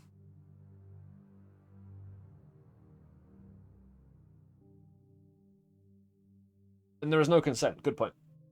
Technically, a contract needs to be, you know, if you're looking at the same way contract and consent are roughly similar, a contract still needs to go various stages of agreement. And when it comes to the law and contract law, you know, there does need to be, you know, a certain, not equality, I suppose, but a certain set of regulations. So, yeah, you would be right. And if the contract doesn't meet those kind of regulations, there is no contract.